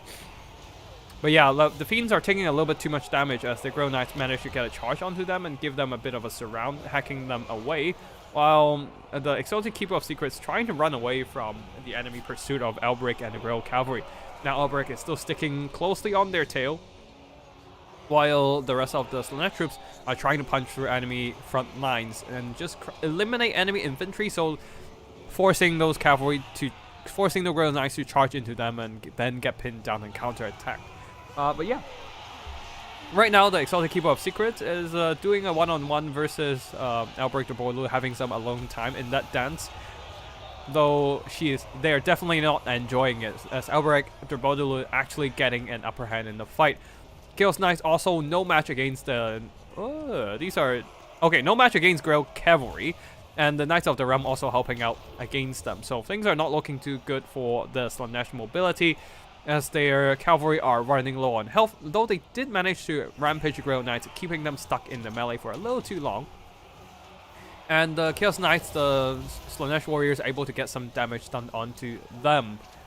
They're running low in health, but the regrowth should keep them nice and healthy, at least top up some of their health, back to at least roughly half health. And Fiends are coming in, Fiends are closing in, trying to catch up to the Grail Cavalry and just get some hits onto them.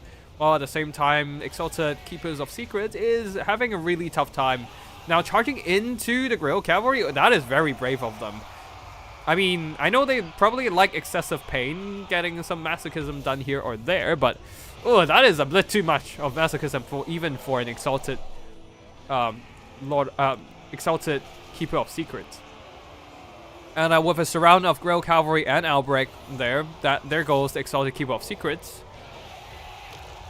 A Narcissism trying to pin down Albrecht or Bordeaux there, but that is not going to save the already dead Keeper of Secrets. And only Chaos Warriors of Slaanesh and only infantry and a little tiny bit of cavalry are still on the field. The Fiends are fighting, but with the Grail Cavalry still being relatively healthy and the Life Damsel still on the field to provide healing, there's not much the Slaanesh army can do to take down the Grail Cavalry. The Chaos Knights are dealt with and being pushed off by the Grail Cavalry, quickly eliminating whatever HP left on them. And yeah, that is gonna be the end of the Slaanesh army, I'm afraid, as they can't really pull this one back, I don't think. Grail Knights are a little bit too good for them to deal with at this point, with only infantry left on the field. If it's only peasants, maybe they still have a chance just to beat down on the peasants, but Albrecht is still there to provide that anti-armor attacks, and then Grail Cavalry is still very strong, still kicking strong, especially these guys still having a lot of healing remaining. They don't have a lot of models, but their healing should, if any healing comes in, they should be able to benefit substantially from them. And yeah.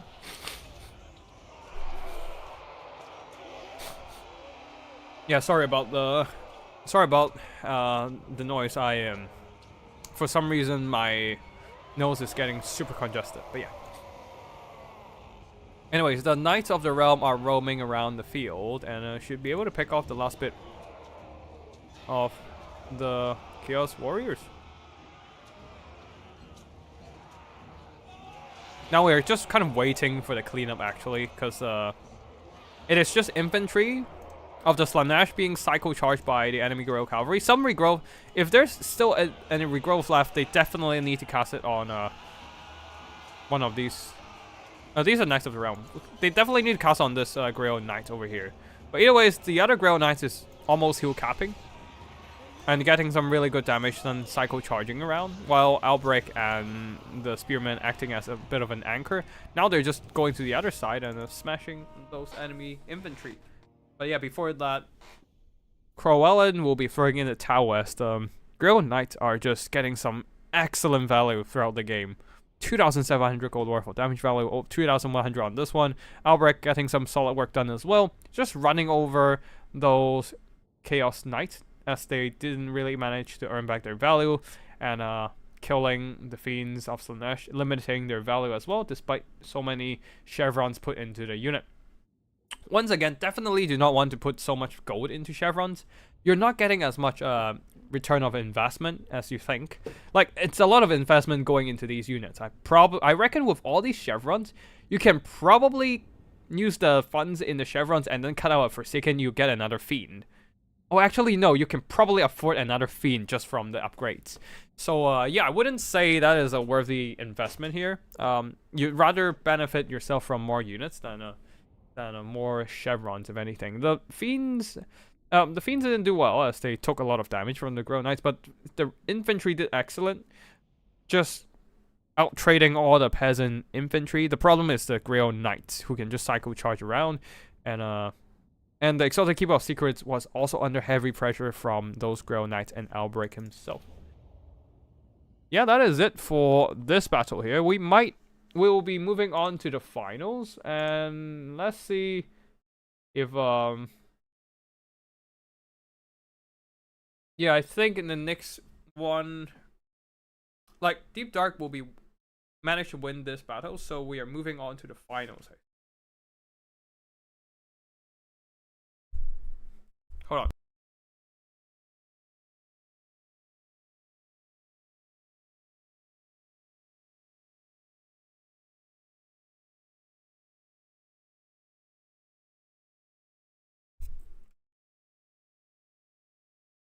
Okay, so yeah, I think next up is gonna be the finals.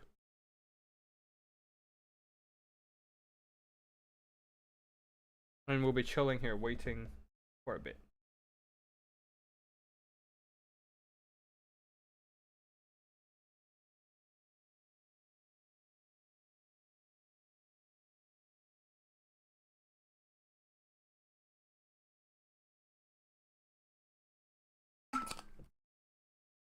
Wait, hold on, actually. We can, maybe perhaps we can squeeze in another replay before we go on to the finals, perhaps?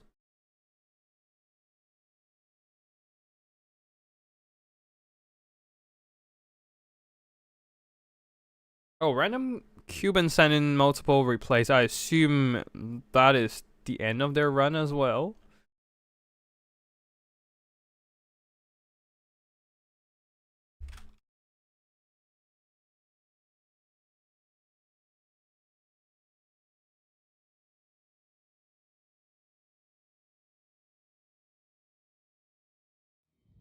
Alright, so yeah, we're waiting for the finalists right at this moment.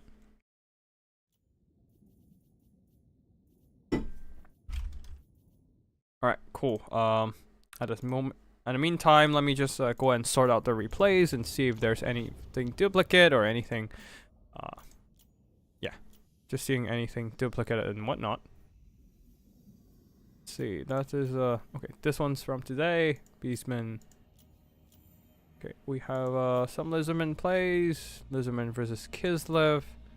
Nergal replay that we have not seen. Cool. I don't think anything is duplicate, so we should be good. 7 replays in the background, and yeah, just waiting for the finalists, I suppose.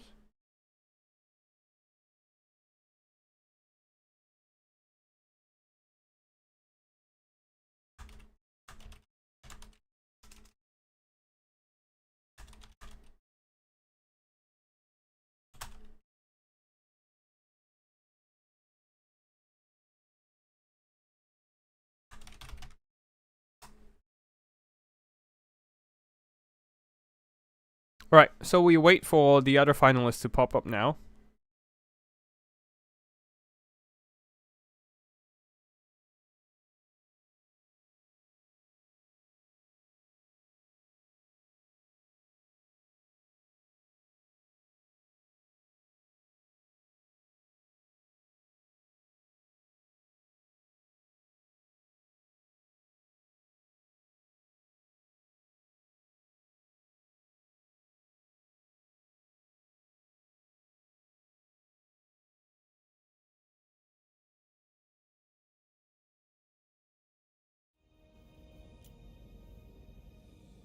Alright. Yeah, okay, so the finalists will probably be Bretonia versus something else, but I don't know what the something else is. We might be waiting. While we wait, let's just go into the next replay. Dawi versus Beastmen. And Dawi going for a similar box build. Front line of miners, 2 miners with no blasting charges, 5 miners with blasting charges, 3 slayers, 2 quarrelers with shields, and 2 thunders, 2 steam gun gyros, and 1 goblin hewer. Leading the army, once again, demon slayers plus 2 dragon slayers, and on the other side for the beastmen, a full vanguard deployment forces of pesticles, and a bunch of Senegals with throwing axes, Angkor raiders ready to shoot down stuff from the skies, and harpies in the skies as well. The 2 harpies would, 3 harpies actually, and also the Jabber's Life to charge in and disrupt enemy infantry formations. Malagor ready to drain down health with the Flock of Doom. Even with the spell resistance, the Dawi are still taking quite a bit of damage from those Flock of Dooms. This is an overcast version, I believe, so that's why they take a little bit additional damage. Anyways, in the skies, Furies should have a very, very easy time. Just stay on the gyros, stick to them, and hack them down. Like, they can just simply move, get a right click, get one of the harpies right click gyros and just leave it alone, and the harpies will just keep the gyros busy. Or even just send Malagor into a melee against the gyros, that works too, but yeah. And then you have the gyros out of the battle. Anyways, Angkor raiders start shooting, but some of them got blasted by explosive charges. Same goes for some of the pesticles here, taking a bit too much damage and getting quickly routed. Though the Jabber's Life managed to charge in and disrupt some of the quarreler shooting, though the slayers are saturating in, doing some really good damage against the enemy monster there.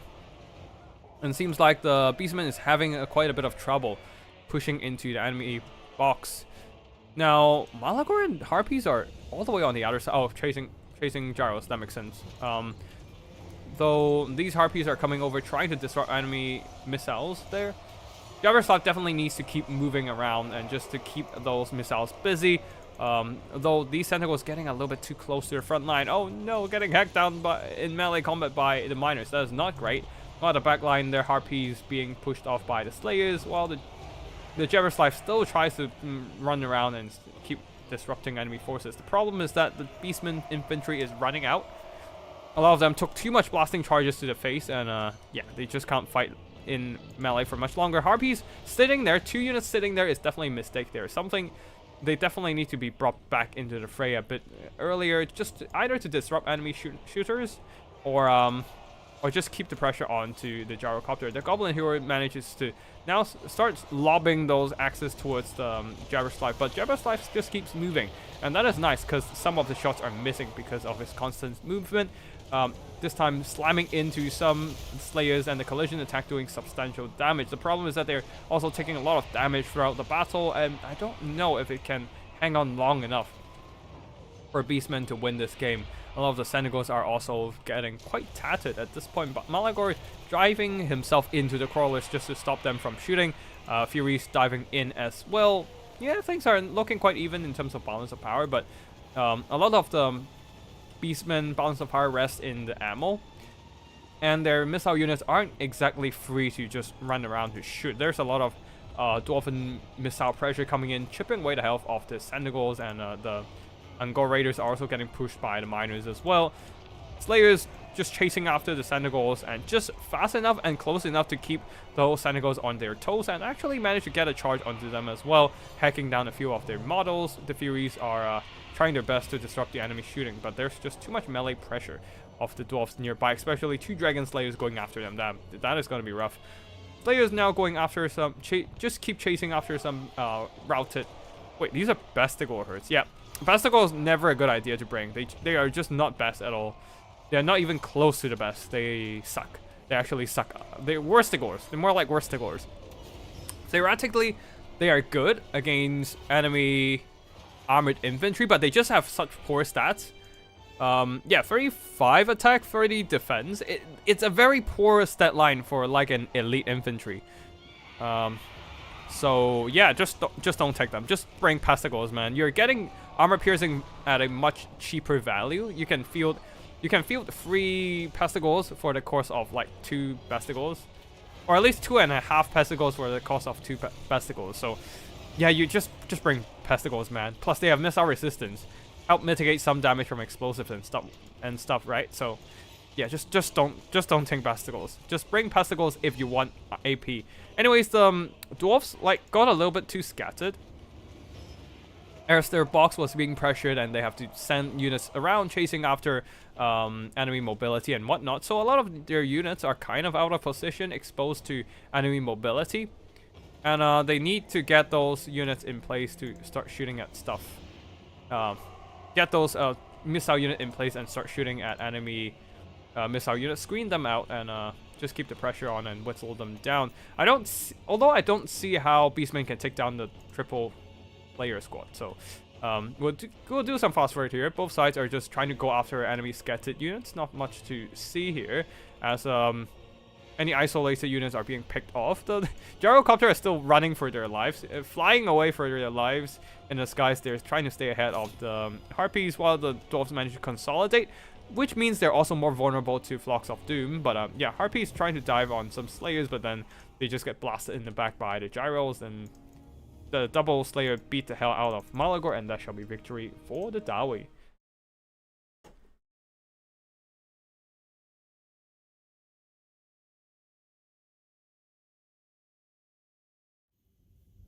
And yeah, solid value from what actually? From the slayers, I assume. I mean, everything gets some decent value, not quite enough to earn back their cause other than this gyro, but oh, the Thunderers did well too. So like nothing enough to earn back their own cost, but just getting some decent value, and then in the end, Malagor taking too much damage, and then everything just got routed pretty hard. Jabber's life, getting hunted by enemy missiles and slayers, so the lack of armor really hurt them in this fight here. And taking throwing axes, I wouldn't say is a good idea versus dwarves. You would want more melee pressure or even some tentacles, just to get those AP damage through the enemy units and get more damage done. And or just even regular Sentinels would, yeah, you need Tentacles to do damage to the Thunders and Quarrelers. Don't bring Basticles. You might as well just cut them out and bring more Angors.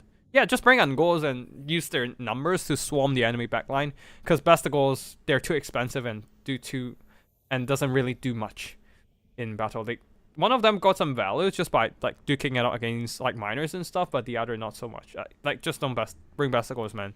You're better off just sending more Angors into melee, and like not sending the Angors into melee, but if you have more Angors, you can just wrap around with the Angors, and maybe like try to pressure the enemy backline with your additional units, having more units to just hack down the enemy crawlers or just tie them in melee, stopping them from shooting, that sort of stuff. That would have worked better, I would say.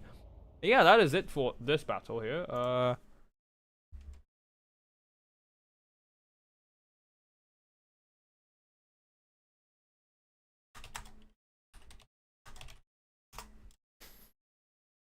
Yeah, anyways, looks like we have two Korean players in the finals. Of course, is the elite Korean players dominating the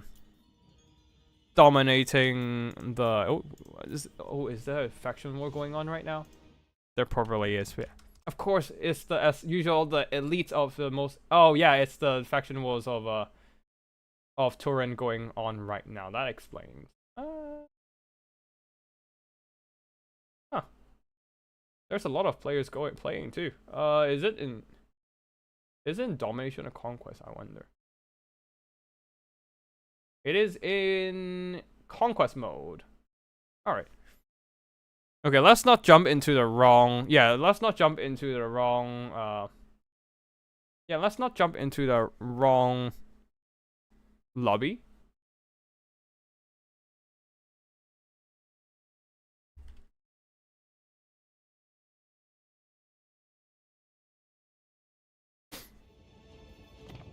Yeah. Okay, so let's do that.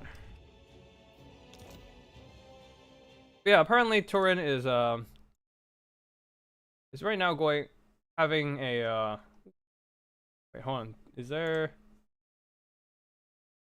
I suppose Tequila Sunset is done with their tournament. Yeah, I think they're done with their advanced player tournament. Yeah. So we chilling. And we're waiting for the players to play the finals, and then we cast the 7 replays we have in the backlog, and then it shall be the end. Yeah, actually, I need to. I should set up the. I should check out the stream later on the Halloween Faction Wars. But for now, yeah, we have a Bretonnian versus Dwarf finals. I haven't seen this matchup a lot. So is that a Roman helmet versus I like the contrast of the profile pic over here. A Roman helmet versus an anime, specifically a Bocce the Rock kid. The character name is Leo, I think. Yeah, Bocce the Rock character profile. The contrast is great here. Anyways, Bretonnia versus Dwarves. Are we seeing meta builds or non-meta builds? We shall see. But yeah. So far from Dark Knight, we have seen quite a few.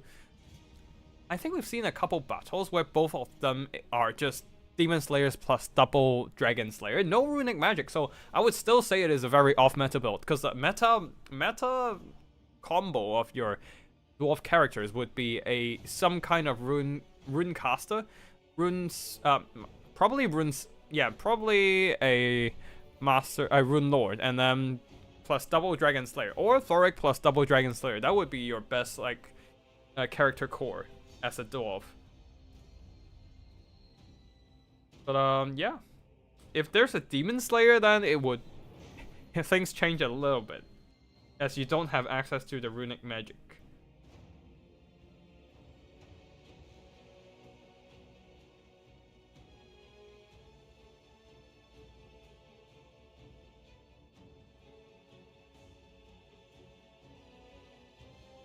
Anyways, we be chillin'.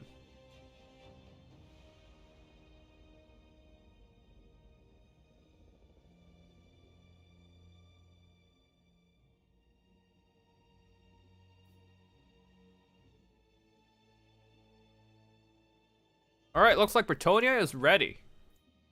Now, will Deep Dark / AI WoW go for a meme or meta army? We shall see here. We shall see. Oh, I do like this army build, actually. I'm looking at it and I kind of like this army build. I don't know what. Oh, this is a little bit on the meme side, I would say, but yeah. The dwarf army is definitely a little bit on the meme side. We shall see. Still have some extra funds left. Yeah.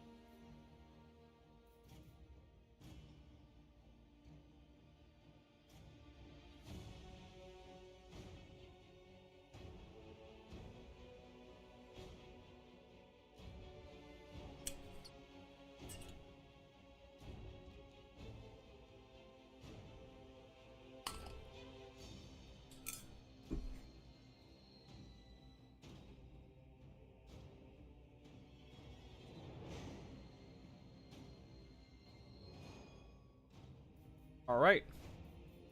Looks like we're almost there.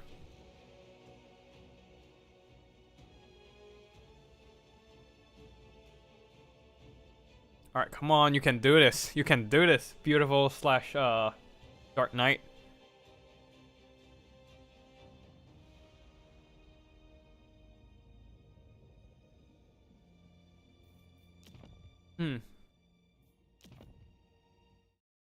So we are seeing my name tag on a stream. Well, welcome to our small and tight-knitted multiplayer community. Everyone gets their chance to be showcased on the stream.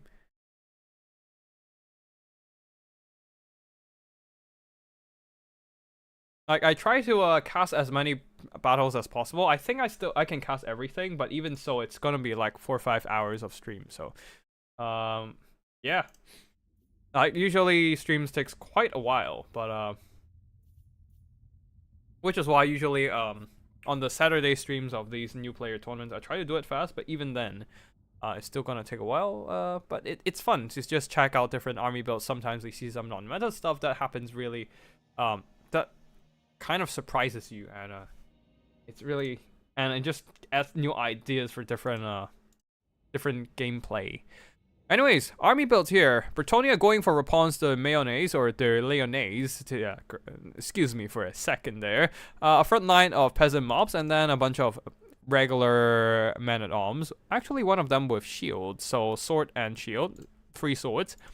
4 units of foot squires. They have armor-piercing anti-infantry. Theoretically does well against dwarves, but they are just quite poor in melee stats. 26 attack, 24 melee defense. It's absolute shit. It's actually worse stats than regular men-at-arms, actually. Yeah, way worse. Like, all they have going for them is the bonus versus infantry of +12. So they have 38 attack versus infantry, making them having way higher hit chance against infantry. The problem is that even then, they just have such dog water melee stats. They don't usually do much in general. Like, they just take a lot of damage in melee as well. Anyways, for the rest of the army, there are a bunch of peasant archers. Some of them with pox arrows. Actually, all of them with pox arrows. And then in the skies, Royal Pegasus Knights and Royal Hippogriff Knights. Leading the army, Réponse de Lyonnaise, plus Damsel of Life to heal those expensive hippogriffs with regrowth. And also there's Flesh to Stone to limit damage they're taking. For the Dawi army, front line of miners with blasting charges, and then the second line of thunderers, third line of slayers. One of them giant slayers, giving them AP with their great axes, making them more lethal in taking down armored cavalry. Some gyro bombers, I haven't seen you in a while, probably to target and bomb out those infantry targets, and some gyrocopters as well. And yeah, we will be waiting for them to clash as the battle begins. But both sides going for a relatively wide formation, so it's gonna be a lot of units clashing. The problem is that the Royal Pegasus Knights and Hippogriff Knights are gonna slaughter those gyrocopters if they can get into melee. Those Pegasus Knights getting a little bit too close, though the suppression of the gyro bombers is actually slowing them down, allowing those gyrocopters to fly away quickly before those Royal Pegasus Knights can catch up. But it looks like, oh no, the slightly slower gyro bombers are trying to move away, and okay, at least the Thunderers shooting in and pushing back those Royal Pegasus Knights. One of them has already fallen to those long-range firepower. Pox arrows are shooting in, whittling down the health of some of the gyrocopters. Royal Hippogriff Knights with only 90 speed aren't gonna have an easy time to catch up with the gyrocopters there, so a little bit unfortunate for them. Peasants are moving in. They are expected to brave the first wave of explosions from all these miners, so they probably are gonna die being sacrificed to the explosive charges.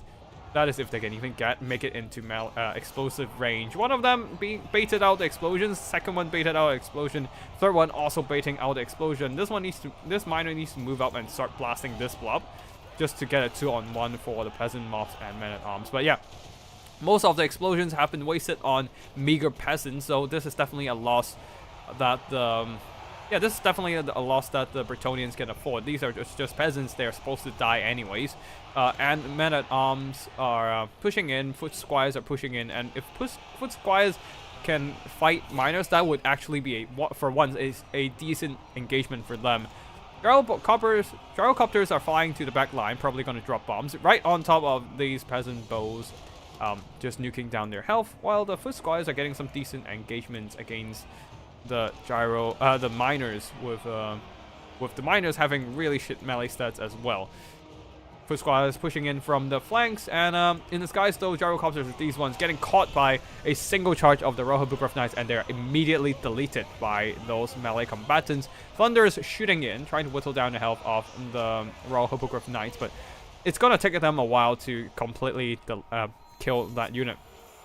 Anyways, Réponse YOLOing herself into the middle of a bunch of miners and slayers, but with the triple slayer characters coming in, she has to run as well. Foot Squad is trying to chase after the slayers. This is a bad idea, and they need to go and shut down the Thunders instead of just going on a wild goose chase against the enemy slayers and stuff. Now the giant slayers are in, and with their AP and also way better melee stats, they can actually do some really good damage against the enemy foot squires, trading pretty well into them. Though, yeah, at least the Royal Hippogriff Knights are here, diving onto one of the Thunders, immediately wrecking them on the charge, and giving them some pretty good damage done. Not having cannons in this Dowie build might be a mistake, as that would be your best unit to pressure the enemy cavalry. Because right now the Royal Hippogriff Knights are free to just stay on the edge of the Thunderish range and then charge in and immediately get the drop on the enemy Thunder right now. Just like that, one charge is able to break off the Thunder as well. If you have a cannon, the Royal Hippogriff Knights would have a much tougher time just hanging around your formation. Like, if they try to stay back, they'll get shot by the cannons. If they try to approach, they will get shot by the cannons and get shot by the Thunders. It gives your opponent a dilemma to deal with. Yeah. But without the cannons, the Royal Hippogriff Knights just needs to make a choice of staying back until they need to be activated and commit. And right now, the gyrocopters are flying around, getting some pretty good damage done, but Royal Hippogriff Knights are coming in. There's no cannon shooting at them, so they're just safely staying away from the Thunders, and now they can just come in and keep the pressure on the gyros and start wrecking them in melee. Now, Rapunzel Mayonnaise once again engaging in battle, and more importantly, she can actually make the foot squires perform better with the banner of Fleur de Lis, providing 10 melee defense and 8 melee attack, just making up for the shit melee stats of the foot squires, and they're actually holding on okay with Rapunzel. Well, as I said that, they got rear charged by a bunch of miners and they routed. But it's fine, it's fine. Rapunzel can probably push out, and peasants are coming into screen. Archers are still at the back there, like starting to shoot into the enemy forces, and this is actually, I think it's going okay for Bretonnia. There's still a lot of healing left on the cavalry. Where's the healer actually? Wait, don't tell me you lost your caster. I didn't pay attention to the caster, but is the caster dead? Oh no, the caster is gone. Oh wait, no, the caster is here, ready to drop some heals on the Royal Hippogriff Knights. Okay, cool. But yeah, I think the Bretonians have a pretty solid lead now. I mean, the balance of power is dead even, but the fact that they have the aerial control, they have air control and mobility, having that initiative, controlling that, they have the control over the flow of battle, the agency to pick engagements. That is very important. As long as they can keep Rapunzel alive, because if Rapunzel dies, then things are kind of over.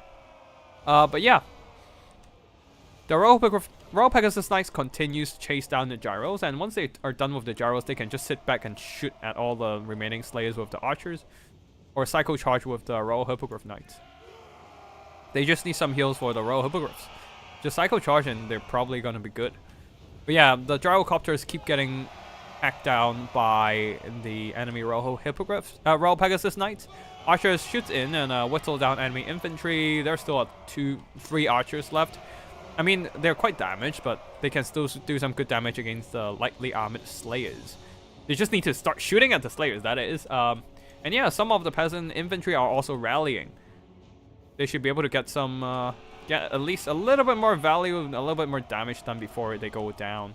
And the gyros are dead. Tries to go in for a bit of...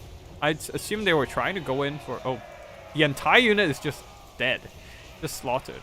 Do they have any bombs left? No, they have used their bombs. They just got caught and died.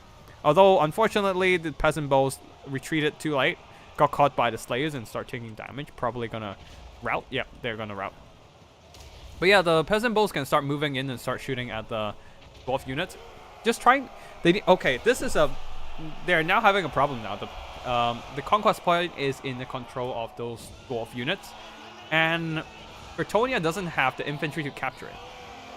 All they can do is just keep shooting with those archers to whittle down the slayers, and then hopefully do some counter psycho charge with the air cavalry they have, and try to shut them down. But yeah, right now it is gonna be a blob of slayers sitting on top of the point, just hoping to wait it out as the Dowies are getting the victory tickets. Getting some pretty nice victory tickets right now. Rapunzel is getting a little bit too risky here, I think. Just dancing right next to a bunch of Slayer characters. And that might threaten to kill her off. But yeah, right now the aerial cavalry are staying back, just ready to do some psycho charge, I think. But yeah, something needs to be done to capture the point. Otherwise, oh no. The Slayers are just trying to flop up and go for whatever unit they can find the closest. And while the archers fire in.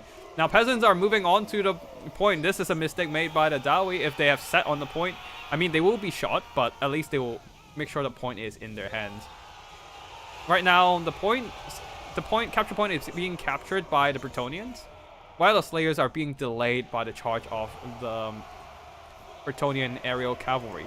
Just slam in, quickly back out, slow down their charge, and then, oh, looks like, but then again, the Slayers manage to return to this capture point, starting to retake it from, neutralize any possible control that the Bretonnians had over the point.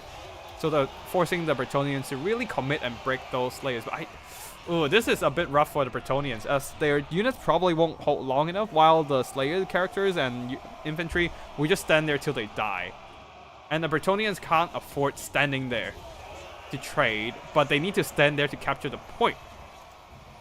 A pretty tough situation for Bretonnia for sure, as they try their best to psycho charge and are doing some really good impact damage against the miners, the giant Slayers, but is it gonna be fast enough to push to dislodge the Slayers off the point? We shall see here, as Bretonnia still fails to actually capture the point there.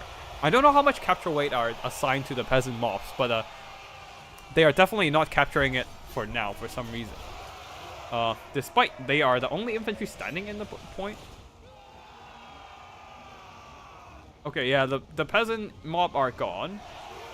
And there's not a lot of infantry left for Bretonnia to capture the point. Like, all that Slayers need to do are just stand on the point and they will win the game, I'm afraid.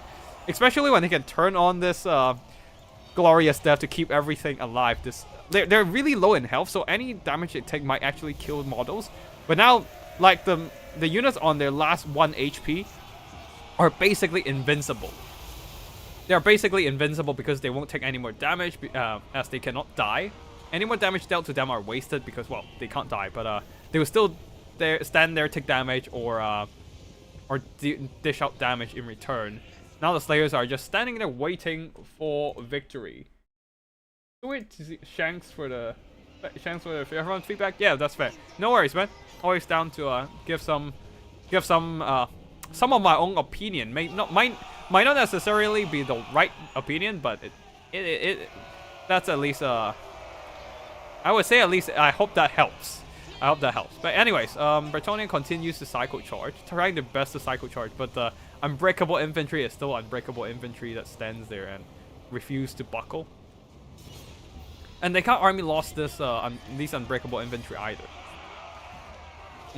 This might be the case where the Bretonnian archers need to actually walk in and try to capture the point with sheer numbers. I mean, they're trying to expand all their ammo to whittle down those Slayers, but at some point they really need those bodies, those infantry, to capture the point. That's good. It's too powerful not dying in an area for a very long time. It can be, but usually you don't see people use it a lot because I usually see people play land battles where players will just wait it out. Anyways, the Bretonnians really need to send all their archers over just to capture the point. They can't afford to just sit back and keep shooting.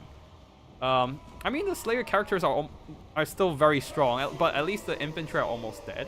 But if Bretonnia can capture the point with the archer infantry, maybe they'll still stand a chance of winning. But the problem is they need to capture it. And I don't know how long can these archers stand in the blob, stand in the area. The Bretonnian cavalry are on the verge of death. That's a problem. Oh no, the explosions wasn't dumped in the middle of the Slayers. That was bad. But yeah.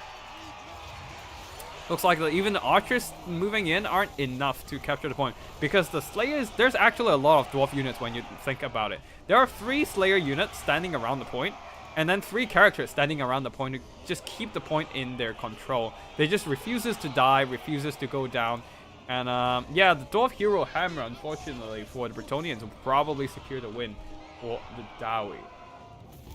And that's gonna be GG. And yeah, that is a rough one. That is a rough one for Bretonia in the late game.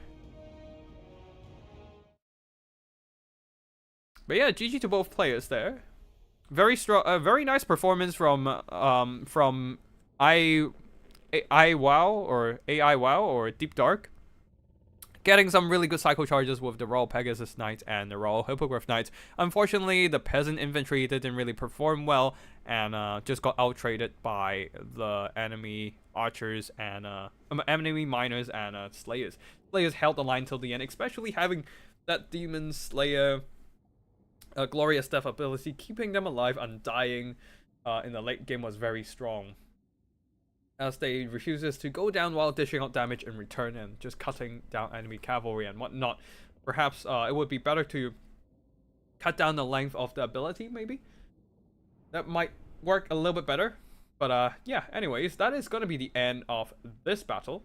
And yeah. And that's probably the end of the live casting section of the tournament as well. So GG to both players. Hope everyone in the new player tournament had fun playing in this Conquest mode. And I think that is the end of the tournament, right?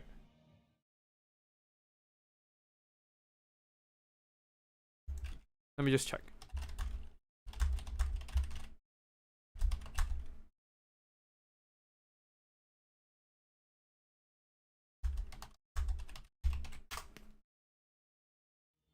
Yeah, I think that's the end. So yeah, let's quickly go through the replays and then we shall call it a day. We've seen that one. We have 6 more to go. All right, cool. Orcs versus Tanhuin.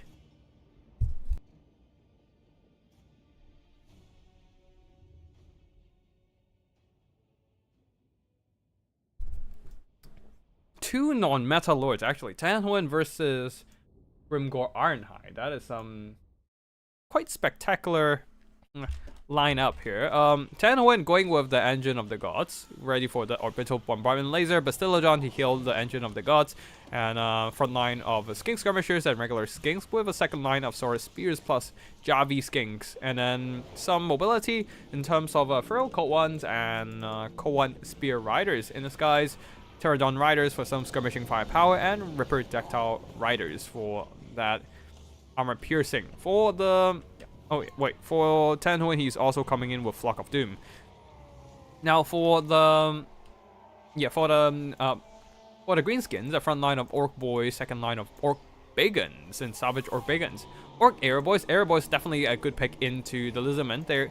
They don't have the most armor piercing, but enough to actually be threatening when deployed en masse against dinos. Some Black Orcs, not exactly a big fan of that choice.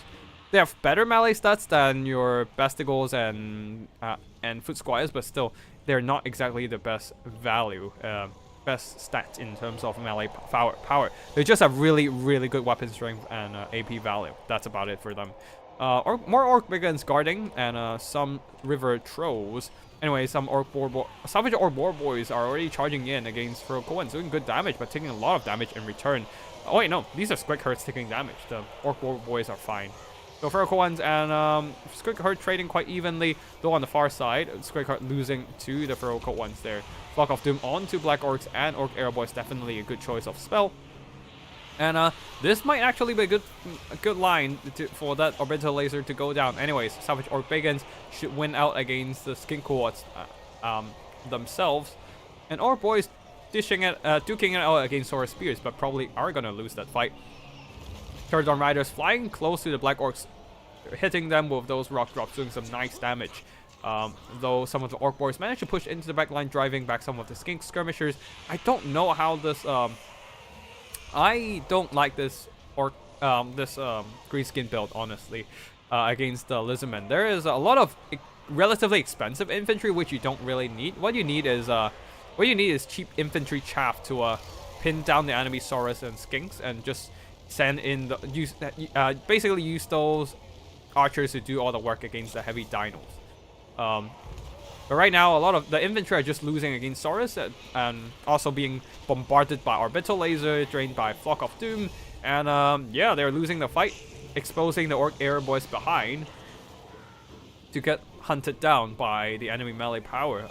Grimgor Ironhide holding on pretty fine, just hacking through skin quartz, bathing in blood, which not the worst thing for the Lizardman, honestly. Just Grimgor Ironhide represents a lot of like single entity killing power, but if he's not fighting single entity, he's kind of wasting his potential here.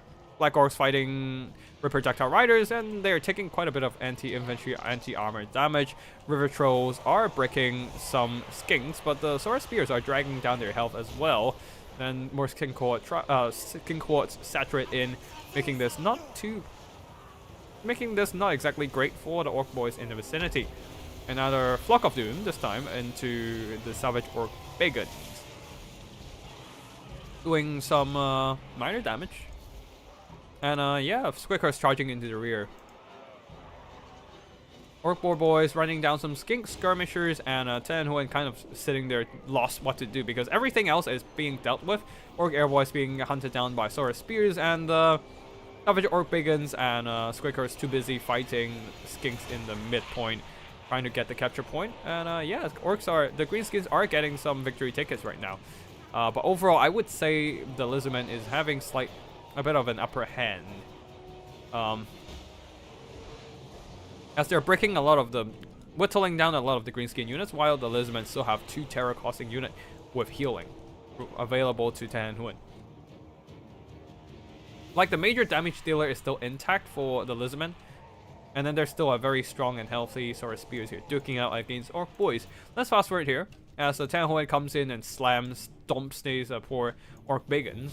They might be anti-large, but they don't have immune to psychology and can still be terrified away. Speaking of immune to psychology, the Black Orcs' immune to psychology is their reliance on holding until the late game, basically ignoring the terror on all those dinos. But yeah, they are, as you can see here, they're not exactly doing the most damage against the Bastillodon, while Tenhuan pushing everything off on the far side, even bullying the poor Goblin Big Boss. And Orc boys being chased off by enemy Feral Coans and Pterodon Riders, and balance of power is in favor of the Lizardmen. Lizardmen basically getting the control of the battlefield, as the greenskins only have some tattered units left, and only Grimgor in the front line, fighting really far away from the capture point. The River Trolls are being isolated and picked off, and yeah, I think we can just fast forward till the end, as Grimgor is just too busy duking it out 1v1 again, 1v everything. It's himself versus the world.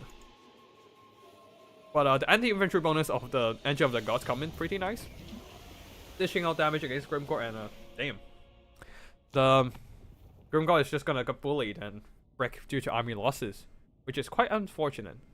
Unfortunately, the Orc Airboys didn't really quite get the damage done, because a lot of value was invested into these expensive infantry who failed to hold on against the enemy rush of Saurus and Skinks and monsters. And then the front line of the Greenskins was a little bit too thin, quickly broke off, and exposing the air boys to the enemy forces.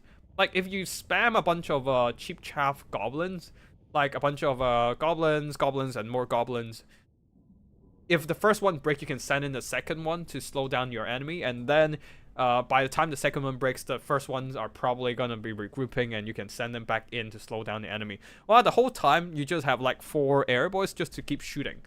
Like, don't bring Black Orcs, bring Orc boy Bigans. Specifically, those guys are really good against. Yeah, they're really cost effective these days. They can be buffed up by Wa, giving them additional damage output against cavalry and monsters with their anti-large armor piercing. Yeah, they're very cost efficient and will do way better than your Orc boys over here.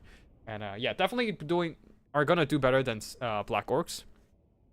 So yeah, not a lot of damage value on the Greenskin side, as they were just not having good engagements overall. And Lizardman Tenhuan did a lot of damage with that one laser and some Flock of Dooms, and also bullying those smaller greenskins with the Engine of the Gods. And yeah, Pterodon Riders get some good value, but yeah, overall, solid damage from Tenhuan, for sure.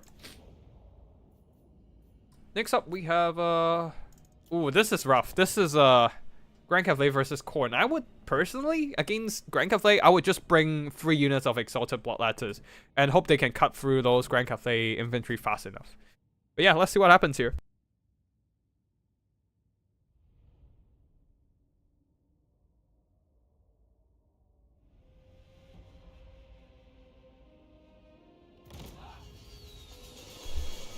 Alright, army builds. For the Grand Cafe army here, front line of Jade Warriors, second line of Iron Hail Gunners, third line of Jade Warrior crossbows with some Peasant Long Spears on the flanks. In the skies, we have a Great Longma Rider, and 2 Longma Riders actually. And then a Jade War Drum, providing that immune to psychology, and also, wait, I don't think... No immune to psychology, only causing fear, but that's enough. All they need is like imbuement of magic attack to bypass demons, bypass any demon's physical resistance, but armor in this case would work well as well, providing additional protection against like marauders and specifically warriors and all these non-armor piercing troops, right? Other than that, alchemist drop some searing dooms to enemy units, and enchanted metallurgy to give damage boost, melee attack boost of elixir of poisons. That's a lot of buffs from the alchemist as well. Celestial General coming in as a pretty decent combatant on the Celestial Lion. For the other side of the battlefield, for the Khorne army, a front line of warriors and marauders. Actually, a lot of marauders. Some of them with dual weapons as well, and just a lot of infantry actually. I guess just try to like wrap around with the extra bodies and overwhelm the enemy forces. In the skies, Furies to disrupt enemy missiles, and Chaos Knights of Khorne. Valkyrie leading the army. That's it for army builds, and let's just get the battle started. Iron Hill Gunners will be obliterating anything if they can get a shot, but Spear Slopnir doing good damage to the Jade Warriors, but nothing too substantial here. All their unit models are still intact. They still have their full firepower, and some of the Furies are just tied down by the Great Longma Riders, and the Chaos Knights are a little bit too far away to provide that crucial support they're needing right now to disrupt those Iron Hail Gunners who are just lighting up the Chaos Furies in the skies. Though Valkyrie getting some really good engagements against the brutal collision between Chaos Knights of Khorne and Jade Warriors and doing good damage. But yeah, Valkyrie getting some really good engagement against the Celestial General, though she herself is taking some damage.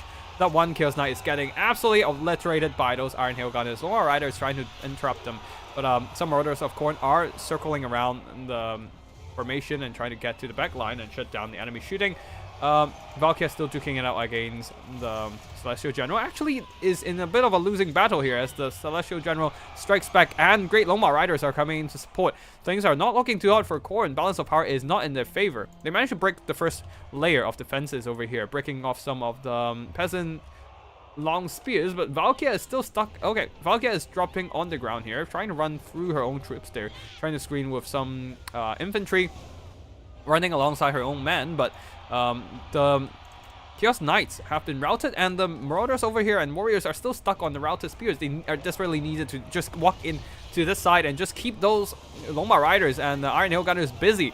They're really needed over here, or at least just go for a rear charge against the Jade Warriors and take them down. But right now, Valkyrie the Bloody has been routed, and that might be the end of Khorne, as they will suffer a pretty big leadership loss once Valkyrie dies, and there's nothing to save her really. So Celestial General managed to kill her. Very unfortunate there.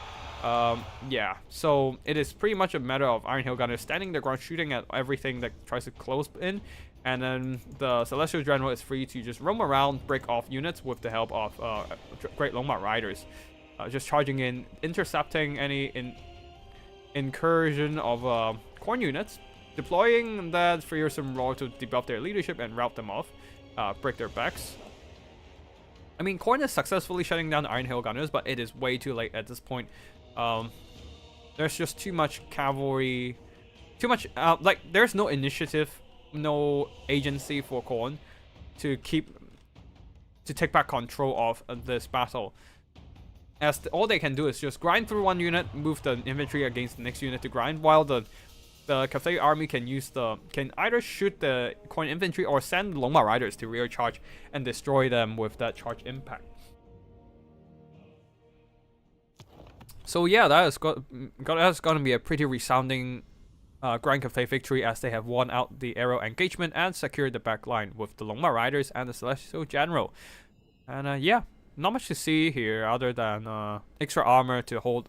Like, the extra armor definitely helped the Jade Warriors to stay alive against the enemy Chaos Warriors and Marauder line as well. Just quite unfortunate there. Valkyrie losing out against a character that she was supposed to be decent at, but Celestial General also on a Celestial Lion is it's definitely not is definitely not to be trifled with in melee combat.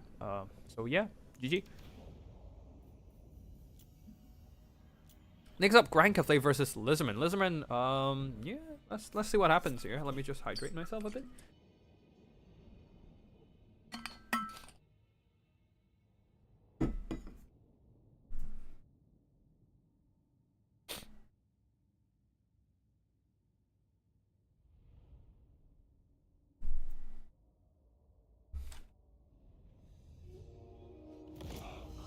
Alright, army builds. Let's slow down a bit and see the Grand Cathay army build. Actually, normal speed. Front line of Peasant Long Spears and Jade Warriors Halberds, and then a second line of Iron Hail Gunners, 2 crossbows, and 2 Longma Riders guarding the flanks. Once again, Zhanggu War Drum providing some buffs here. Disdain of the... Okay, the regular one, providing Disdain of the Dragon Empire and Bastion of Great City. So, no immune to psychology, so because it's not the Regiment of Renown. Oh wait, no. Disdain of the Dragon Empire does provide immune to psychology. Very good against Lizardmen to neutralize the terror on their monsters. Anyways, for the Lizardmen, very wise choice of the Quartal there with the Master of Sacred Places. Okay, hold on. Already dropping a Chain Lightning too, so quite a fast rush.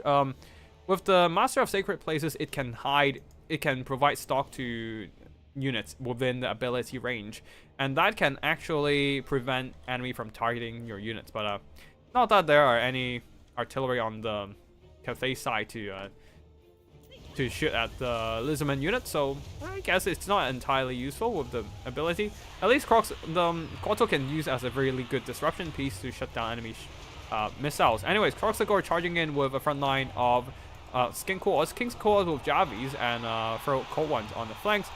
The Colossal Hunters are coming in to try and hunt down the Celestial General there. There's also another Reprojectile Riders, Skink Skirmishers on the flanks, just shooting against the enemy. Yeah, just shooting against the enemy pursuing Longma Riders. The problem is that the Crossguard in the front line is taking a ton of damage from the Iron Hail Gunners.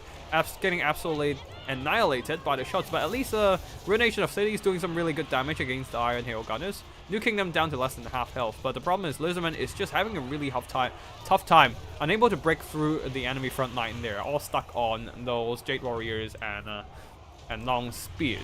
All the Skinks just unable to do much here. Nice dodge with the Iron Hail Gunners evading the Banishment spell, pushing them slightly forward towards the front, and the Banishment was not able to do much damage against these Iron Hail Gunners. Though they are the Iron Hail Gunners did unfortunately get struck by LNG as the Banishment moved into their direction and did a little bit more damage against them. So the Reprojectile Riders, this one managed to beat back the Great Longma Riders with the help of some Skink Skirmishers. Over here, the Longma Riders are a little bit too busy hunting down the Skink Skirmishers and will be receiving rear charge from the Reprojectiles. The problem is that the Iron Hail Gunners and Jade Warriors are still free to fire with nothing to shoot them. So with nothing to counter them, so they're just doing all the damage they can right now. Though the Iron Hail Gunner is doing surprisingly little damage, I would say. Not even close to earning back their valor, but yeah, I guess damage is damage, and deleting that one unit of Kroxagores. Here comes the spell. It is a final transmutation from the Alchemist. And Colossal Hunter trying to dive the Giant War Drum might be a mistake there, because the Quartal is desperately screaming for help, being surrounded by Jade Warrior crossbows, who are not too shabby for a melee combatant, especially when juiced up by the Disdain of the Dragon Emperor, and the Celestial General also doing some good damage to the Quartal, just kind of left alone there. And then these Colossal Hunters got absolutely deleted by the Iron Hail Gunners nearby and some crossbows. So yeah, I think things are kind of over for the Lizardmen at this point. Two very important, like even the second unit of Reprojectile Riders are gone, so all that's left are Skinks on the field and some tattered Pro Cold Ones, which are definitely not even close to enough in taking down all these halberds, spears, and crossbows. So that will be the victory of Grand Cathay. The balance of army performance-wise, Great Longma Rider is still okay, but most of the damage is actually done by the Celestial General and Iron Hail Gunners. Iron Hail Gunners definitely getting some solid work done here, while Lizardmen really suffered as they were not able to break through those Peasant Long Spears and Halberd, all juiced up by Disdain of the Dragon Emperor and the Harmony effect. While the Colossal Hunters and the Ripper Projectiles did some okay damage value, but yeah, the Crossguards got annihilated, and the Kotal also didn't get any good engagement. And yeah, that is it for this, for John Cash list, Grand Cafe run, I think. Yeah, that is the last battle from him, so we delete these. And we still have some more Lizardman battle and 2 more Nurgle battles, so we shall see what's gonna come in. Okay.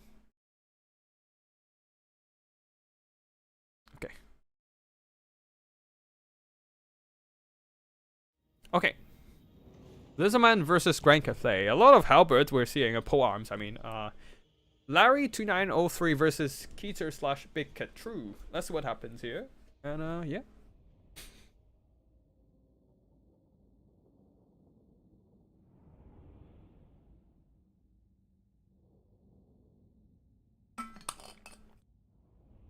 Alright, yes, hydrate, and then, yeah, let's get the battle started. Yeah, let's go normal speed, we can probably cover everything. For the army builds, once again, Skink Cohorts and Saurus Spears, plus a couple of Skink Cohorts with Javies at the back. A line of Saurus Warriors with shields. Don't usually see that many Saurus on the field, but okay. Croxagor providing some anti-infantry presence, and 2 Bastillodons plus, yeah, 2 Bastillodons, Rev Crystal, Solar Engine, and once again, Feral Stagadon, supported by Lord Mazdamundi with Net, Ruination of Cities, Apotheosis, and Harmonic Convergence buff his melee stats. On the far side, there's some Feral Cohorts hiding in the forest, advancing towards the enemy lines, while on the other side, Kislev going with a couple heavy cavalry, Winged Lances plus Griffin Legion, front line of Armored Kossars, second line of regular Kossars shooting against enemy units, and then a bunch of Kislevite warriors with 4 units of Kislevite warriors with a lot of anti-large armor piercing, leading the army once again. Boris Ursus himself, supported by a Frost Maiden of Ice with Death Frost and Ice Maiden Kiss. As speed run this marching phase, as both sides are just teasing each other with a little bit of missile damage and whatnot. And yeah, getting some good shots with the Solar Engine, killing 2 models of the Griffin Legion. Winged Lancers, though the Skink Cohort took a lot of damage from the Ice Maiden Kiss. And the Kislevites are just sitting back and try to pepper down those lightly armored Skinks with missiles and doing some pretty good damage so far. While the Skinks are trying to charge, but they are crashing into armored Kossars, and they don't really have the armor piercing to deal with them. At least the Croxagors have that, so Croxagors should be able to do some good damage to the armored Kossars. And the tree line should be able to help them mitigate some incoming missile damage. A really nice Ruination of Cities nuking the Kislevite warriors. Though the back line is in a bit of disarray for the Lizardmen there, as the Winged Lancers manage to charge in and break those Skink Cohort and do some good damage to the Skink Cohort with Javies, Rev Crystal trying to keep their hit points high, while the Griffin Legion got stuck by the Net of Ambentok, and now Saurus Spears are saturating on top and trying to hack them down. Armored Kossars are turning around to shoot at the Saurus Warriors, and yeah, doing some okay damage. They're just pistols after all, so nothing, you can't expect too much from those. But yeah, overall, the Kislev front line is holding. They have a lot of infantry models just to keep holding the line. But here comes the ambush of Feral Cold Ones, trying to recharge those Kislev missile units, but unfortunately being tied down by Kislevite warriors and Kossars with spears. They are actually getting cut down pretty fast. Over here, Croxagor saturating on top of the Saurus Warriors should be able to get an even fight against the Kislevite Warriors and Armored Kossars. Well, Lord Mazdamundi managed to kind of secure his backline there. The Griffin Legion took a lot of damage, doing almost nothing in return, as the Saurus Spears managed to catch them while they got their pens netted down by Mazdamundi. Now they're trying to charge, but once again, here comes the net, pitting them down, and the Saurus Spears will move in to cut them down. So the Griffin Legion isn't doing that much work. The problem for the Lizardmen there is their front line is slowly losing steam. Those are just Skink after all, and they are outclassed by Armored Kossars, and Croxagors are a priority target for a lot of missiles for sure. Archers are shooting in at the Saurus Warriors and the Croxagors, doing some good damage over time. And the Croxagors have been pushed back, leaving only Saurus infantry on the front line there, duking out against an armored target, which the and also they're killing some Kislevite warriors, but the armored Kossars are holding the line, the Kislevite warriors pushing, and yeah, things are looking quite rough for the Lizardmen, but perhaps once again their single entities can hold on. Wait, where's the Stegadon? Oh, and he has been pretty active, pushing through enemy lines, but yeah, there's a lot of missiles left on the Kislev side. Not a lot of armor piercing per se, but ooh, a nice Ruination of Cities coming in. No, they cancelled it because they activated another ability, Apotheosis. Healing? Oh no, Masamuni getting caught by Boris and the Kislevite warriors. Being tied down by so much anti-large armor piercing. The armor piercing doesn't matter, but the anti-large does. Then I've Amantop pinned down Boris, but Lord Masamuni walking straight into Boris. Unfortunate decision of the micro there. Just walking into your enemy doesn't really help you run away from them, unfortunately. So yeah, took a bunch of damage from Boris, and Masamuni will be routed. And there's nothing on the Lizardman side to protect Masamuni and prevent him from getting chased down. Like if a Wing Lancer just keeps pressure onto Masamuni, he'll probably be hunted down till the end of time, or till he dies. And the Wing Lancers are here just to keep the pressure on to Masamuni. Although I think they were going for something else. Oh wait, no, they're just going after Masamuni. So yeah, Masamuni is not coming back, and no more magic support for. Oh, at least the Croxagors are here to come and bail out their Leash Lord. So maybe Lord Masamuni can be saved. We shall see here. But yeah, Kislevite are definitely getting the upper hand as the arrows fired really adds up, starting to whittle down the health of Fro's Stegadon. Even the Bastiladon healing is not enough to save them. Like, it is doing some good damage to the Frost Maiden. I'll give them that, but yeah. The Lizardman infantry are slowly dwindling in terms of numbers and health, and there's still a Griffin Legion here. I mean, ooh, chase off a lot of skinks for sure. Being intercepted by Croxagor this time, unable to just keep the pressure on to Masamuni, but the Wing Lancers are here. And the Wing Lancers arrive. Not exactly in a last end scenario, but yeah. Definitely just keeping Masamuni honest, keeping him on the route and on the run. Unable to come back to cast spells. And yeah, that is probably gonna be... we can just fast forward here as Boris is dueling a lot of stuff, but he can just dish out the damage back with the shard. And on the side there, Wing Lancers killing Masamuni. That kills off all the support elements for the Lizardman army, leaving only the Solar Engine and the Rev Crystal in the fight. Wait, where's the Rev Crystal? Did I miss out the Rev Crystal and it got killed somewhere else? Maybe, actually. Yeah, I don't see the Rev Crystal anymore. Stegadon definitely gone. It was not in a high health. It does not have a high health the last we see him. Yeah, the Rev Crystal is gone now. So, and it cannot heal itself. So, we can fast forward till the end, as it is only one Bastiladon with Solar Engine trying to hold on against the world, and it is not enough. There's a lot of stuff coming in. Boris is still very. I mean, he's not healthy, but he definitely can come in for a fight and just hack away at the Bastiladon with every buff on. And yeah, that is going to be GG here. Pretty good damage with the Bastiladon Solar Engine, but the rest of the army not so much. Struggling to break through the Kislevite front line. The Saurus did really good. Especially this one managed to drag down a bunch of Griffin Legion, but the rest not so much. That was unfortunate that Lord Masamuni getting caught out. That's why you need some cavalry to guard your back line, just to act as reserve in case something like a Griffin Legion or Winged Lancers come in trying to hit your lord, and you can just send those cavalry in to screen them out. But yeah, Boris did some really good damage. Winged Lancers as well. Griffin Legion not so much, but at least they killed a bunch of skinks. So chasing down the routed enemy units, and armored Corsairs combined with Kislevite warriors and regular Corsairs is a very sturdy backline, a very sturdy line that can hold on for surprisingly long. Yeah. Anyways, next up, Nurgle versus Kislev. This is a pretty rough matchup for Nurgle. Before those Pestigor addition, but then we have a ton of infantry Pestigors, murders, and double barrel trolls, 2 Furies, 2 exalted champions of Nurgle, and 1 Kill Sorcerer Lord of Nurgle there. So maybe they can swarm the Kislevite formation. Kislev going for 5 armored Corsairs with their pistols, and some Akshina ambushers. 3 of them, actually. No net, so no forgot the name of those actually.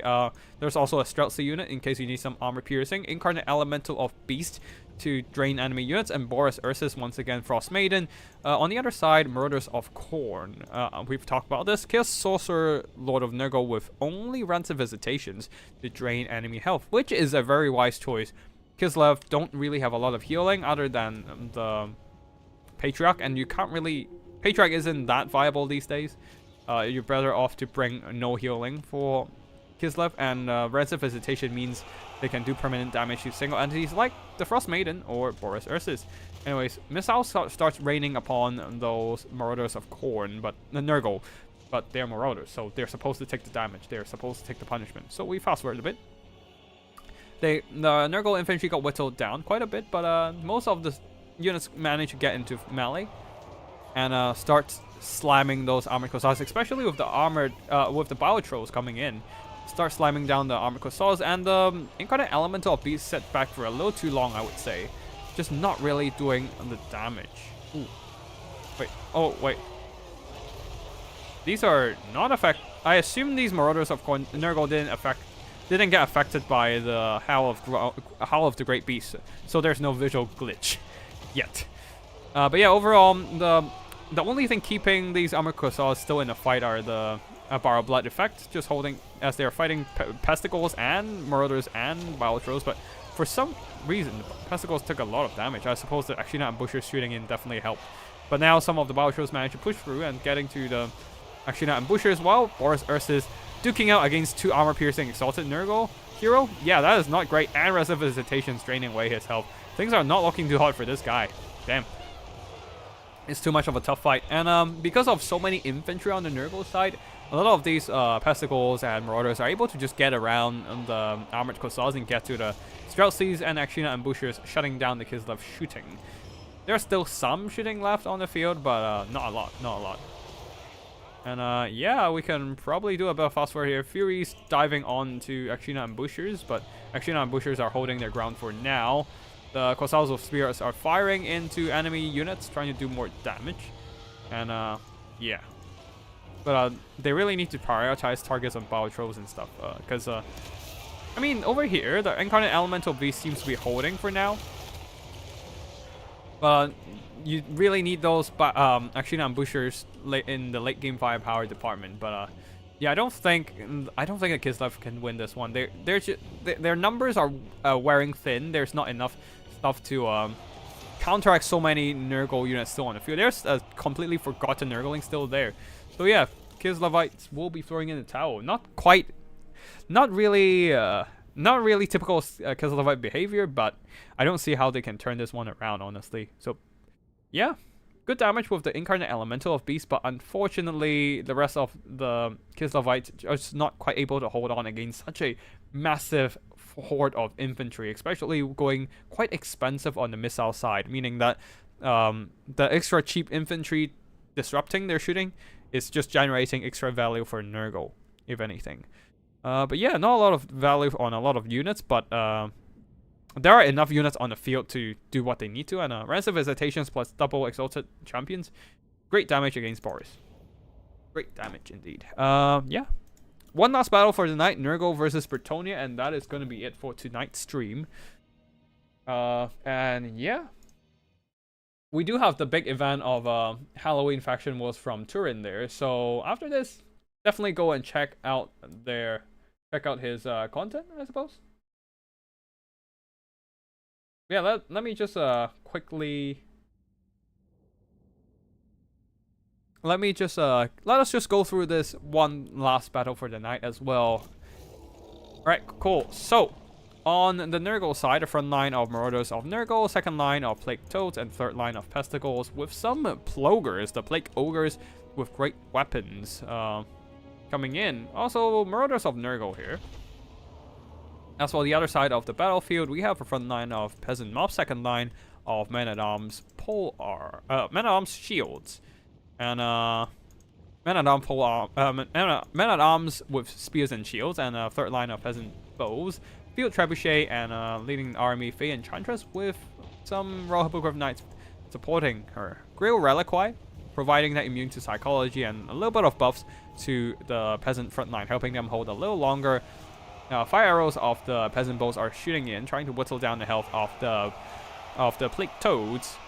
But yeah, now the peasant mobs are getting some reinforcement from the Royal Hippogriff Knights. Probably should have charged them from the other side, but at least they're still getting some good damage done. But the peasant infantry are just getting absolutely bullied by those Nurgle infantry and plague toads.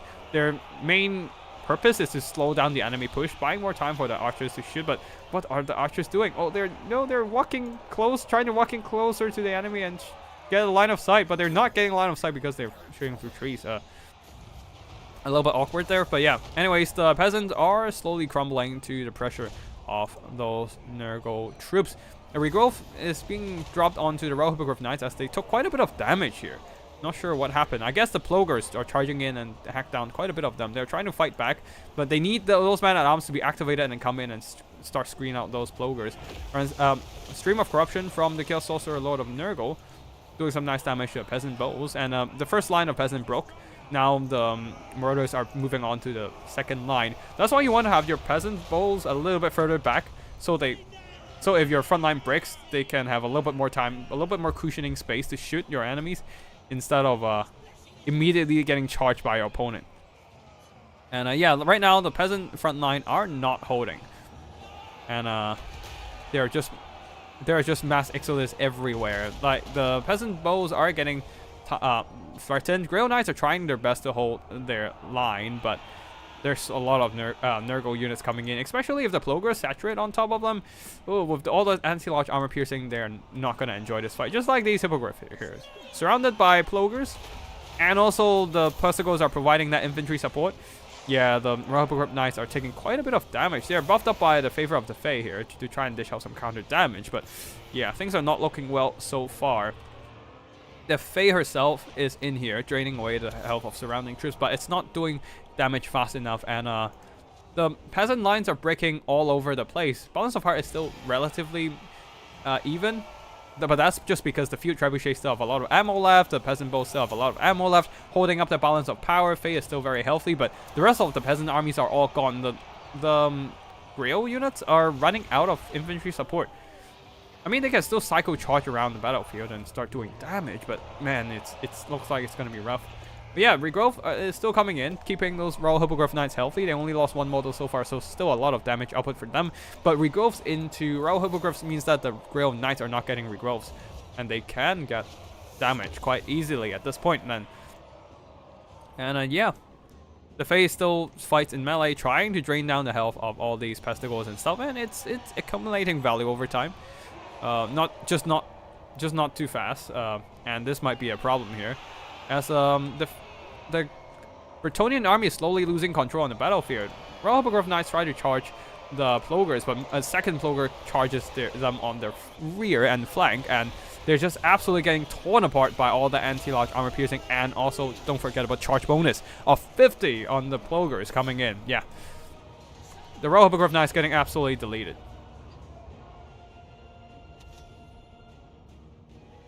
And yeah, I think that we can just fast forward on this one here, as the Royal Hippogriff Knights are being pushed back, Grail Knights are being pushed back. The Trebuchet crew have to drop the artillery pieces and run away, and unable to use their ammo to generate any value, so that's just a fake value on the ammo for now. And the Grail units are trying to circle around the battlefield, trying to just psycho charge and pick off whatever isolated targets they can find, but every time they charge in, they will still take counter damage. And the Trebuchet crew try to remand the Trebuchet, but there are some Marauders of Nurgle here to intercept them. And yeah, more psycho charging coming in from the Bretonnians, but Pestigores charging them down, slowing them with the Tears of... Okay, that's probably a tier 1 Curse of Nurgle thing. Curse of something from the army ability of Nurgle. Slowing them down, making them more vulnerable to the Nurgle units' pursuit. Now the Nurgle army is just blobbing up super hard, just so the Grail units cannot immediately plow through their formations, and more importantly, just keeping some units standing around the conquest point and protecting their victory tickets. And over time, the psycho charging will wear down those Royal Hippogriff Knights and Grail Knights as they take counter damage from the Nurgle units. They did a lot of work down the Plogers, and they have dropped quite a bit in terms of health, but the Grail units are running low in health. Grail Knights over here got a lot of damage, almost 2k worth of gold value, over 2k on the Royal Hippogriff Knights, but unfortunately just not quite able to bring the game back, as the Grail Knights got stuck in melee a little too long, getting hacked down by the Pestigores. And same goes for the Royal Hippogriff Knights, surrounded by enemies. I think that is a victory. I think that is a ticket victory. I'm not quite sure. It was really close to victory tickets. But anyways, that is the end for today's stream. You can see the Plogers did fine. Yeah, they did really well. Getting 2,500 on this one, 2,000 gold on this one. Just hacking through the health of the Grail Knight and the Royal Hippogriffs. And also the infantry front line grinding through the peasants. The peasants weren't able to quite put up a fight against a combination of Pestigore Marauders and Plague Toads. And yeah, that is gonna be it for today's battle here. And also today's stream. I hope you all enjoy this little bit of a new player Conquest mode multiplayer tournament. And if you want to see more Total War Warhammer content, be sure to subscribe to my channel and check out the archives with a bunch of battle replays. And if you want to, get some action of your own going, play some multiplayer battle, be sure to go to the RTK Discord and join their new player tournaments. It happens every Saturdays and hosted by a group of Total War Warhammer content creators, including myself, Tequila Sunset, Jayama, and a few others. I don't really watch Domination, so I don't know the names of the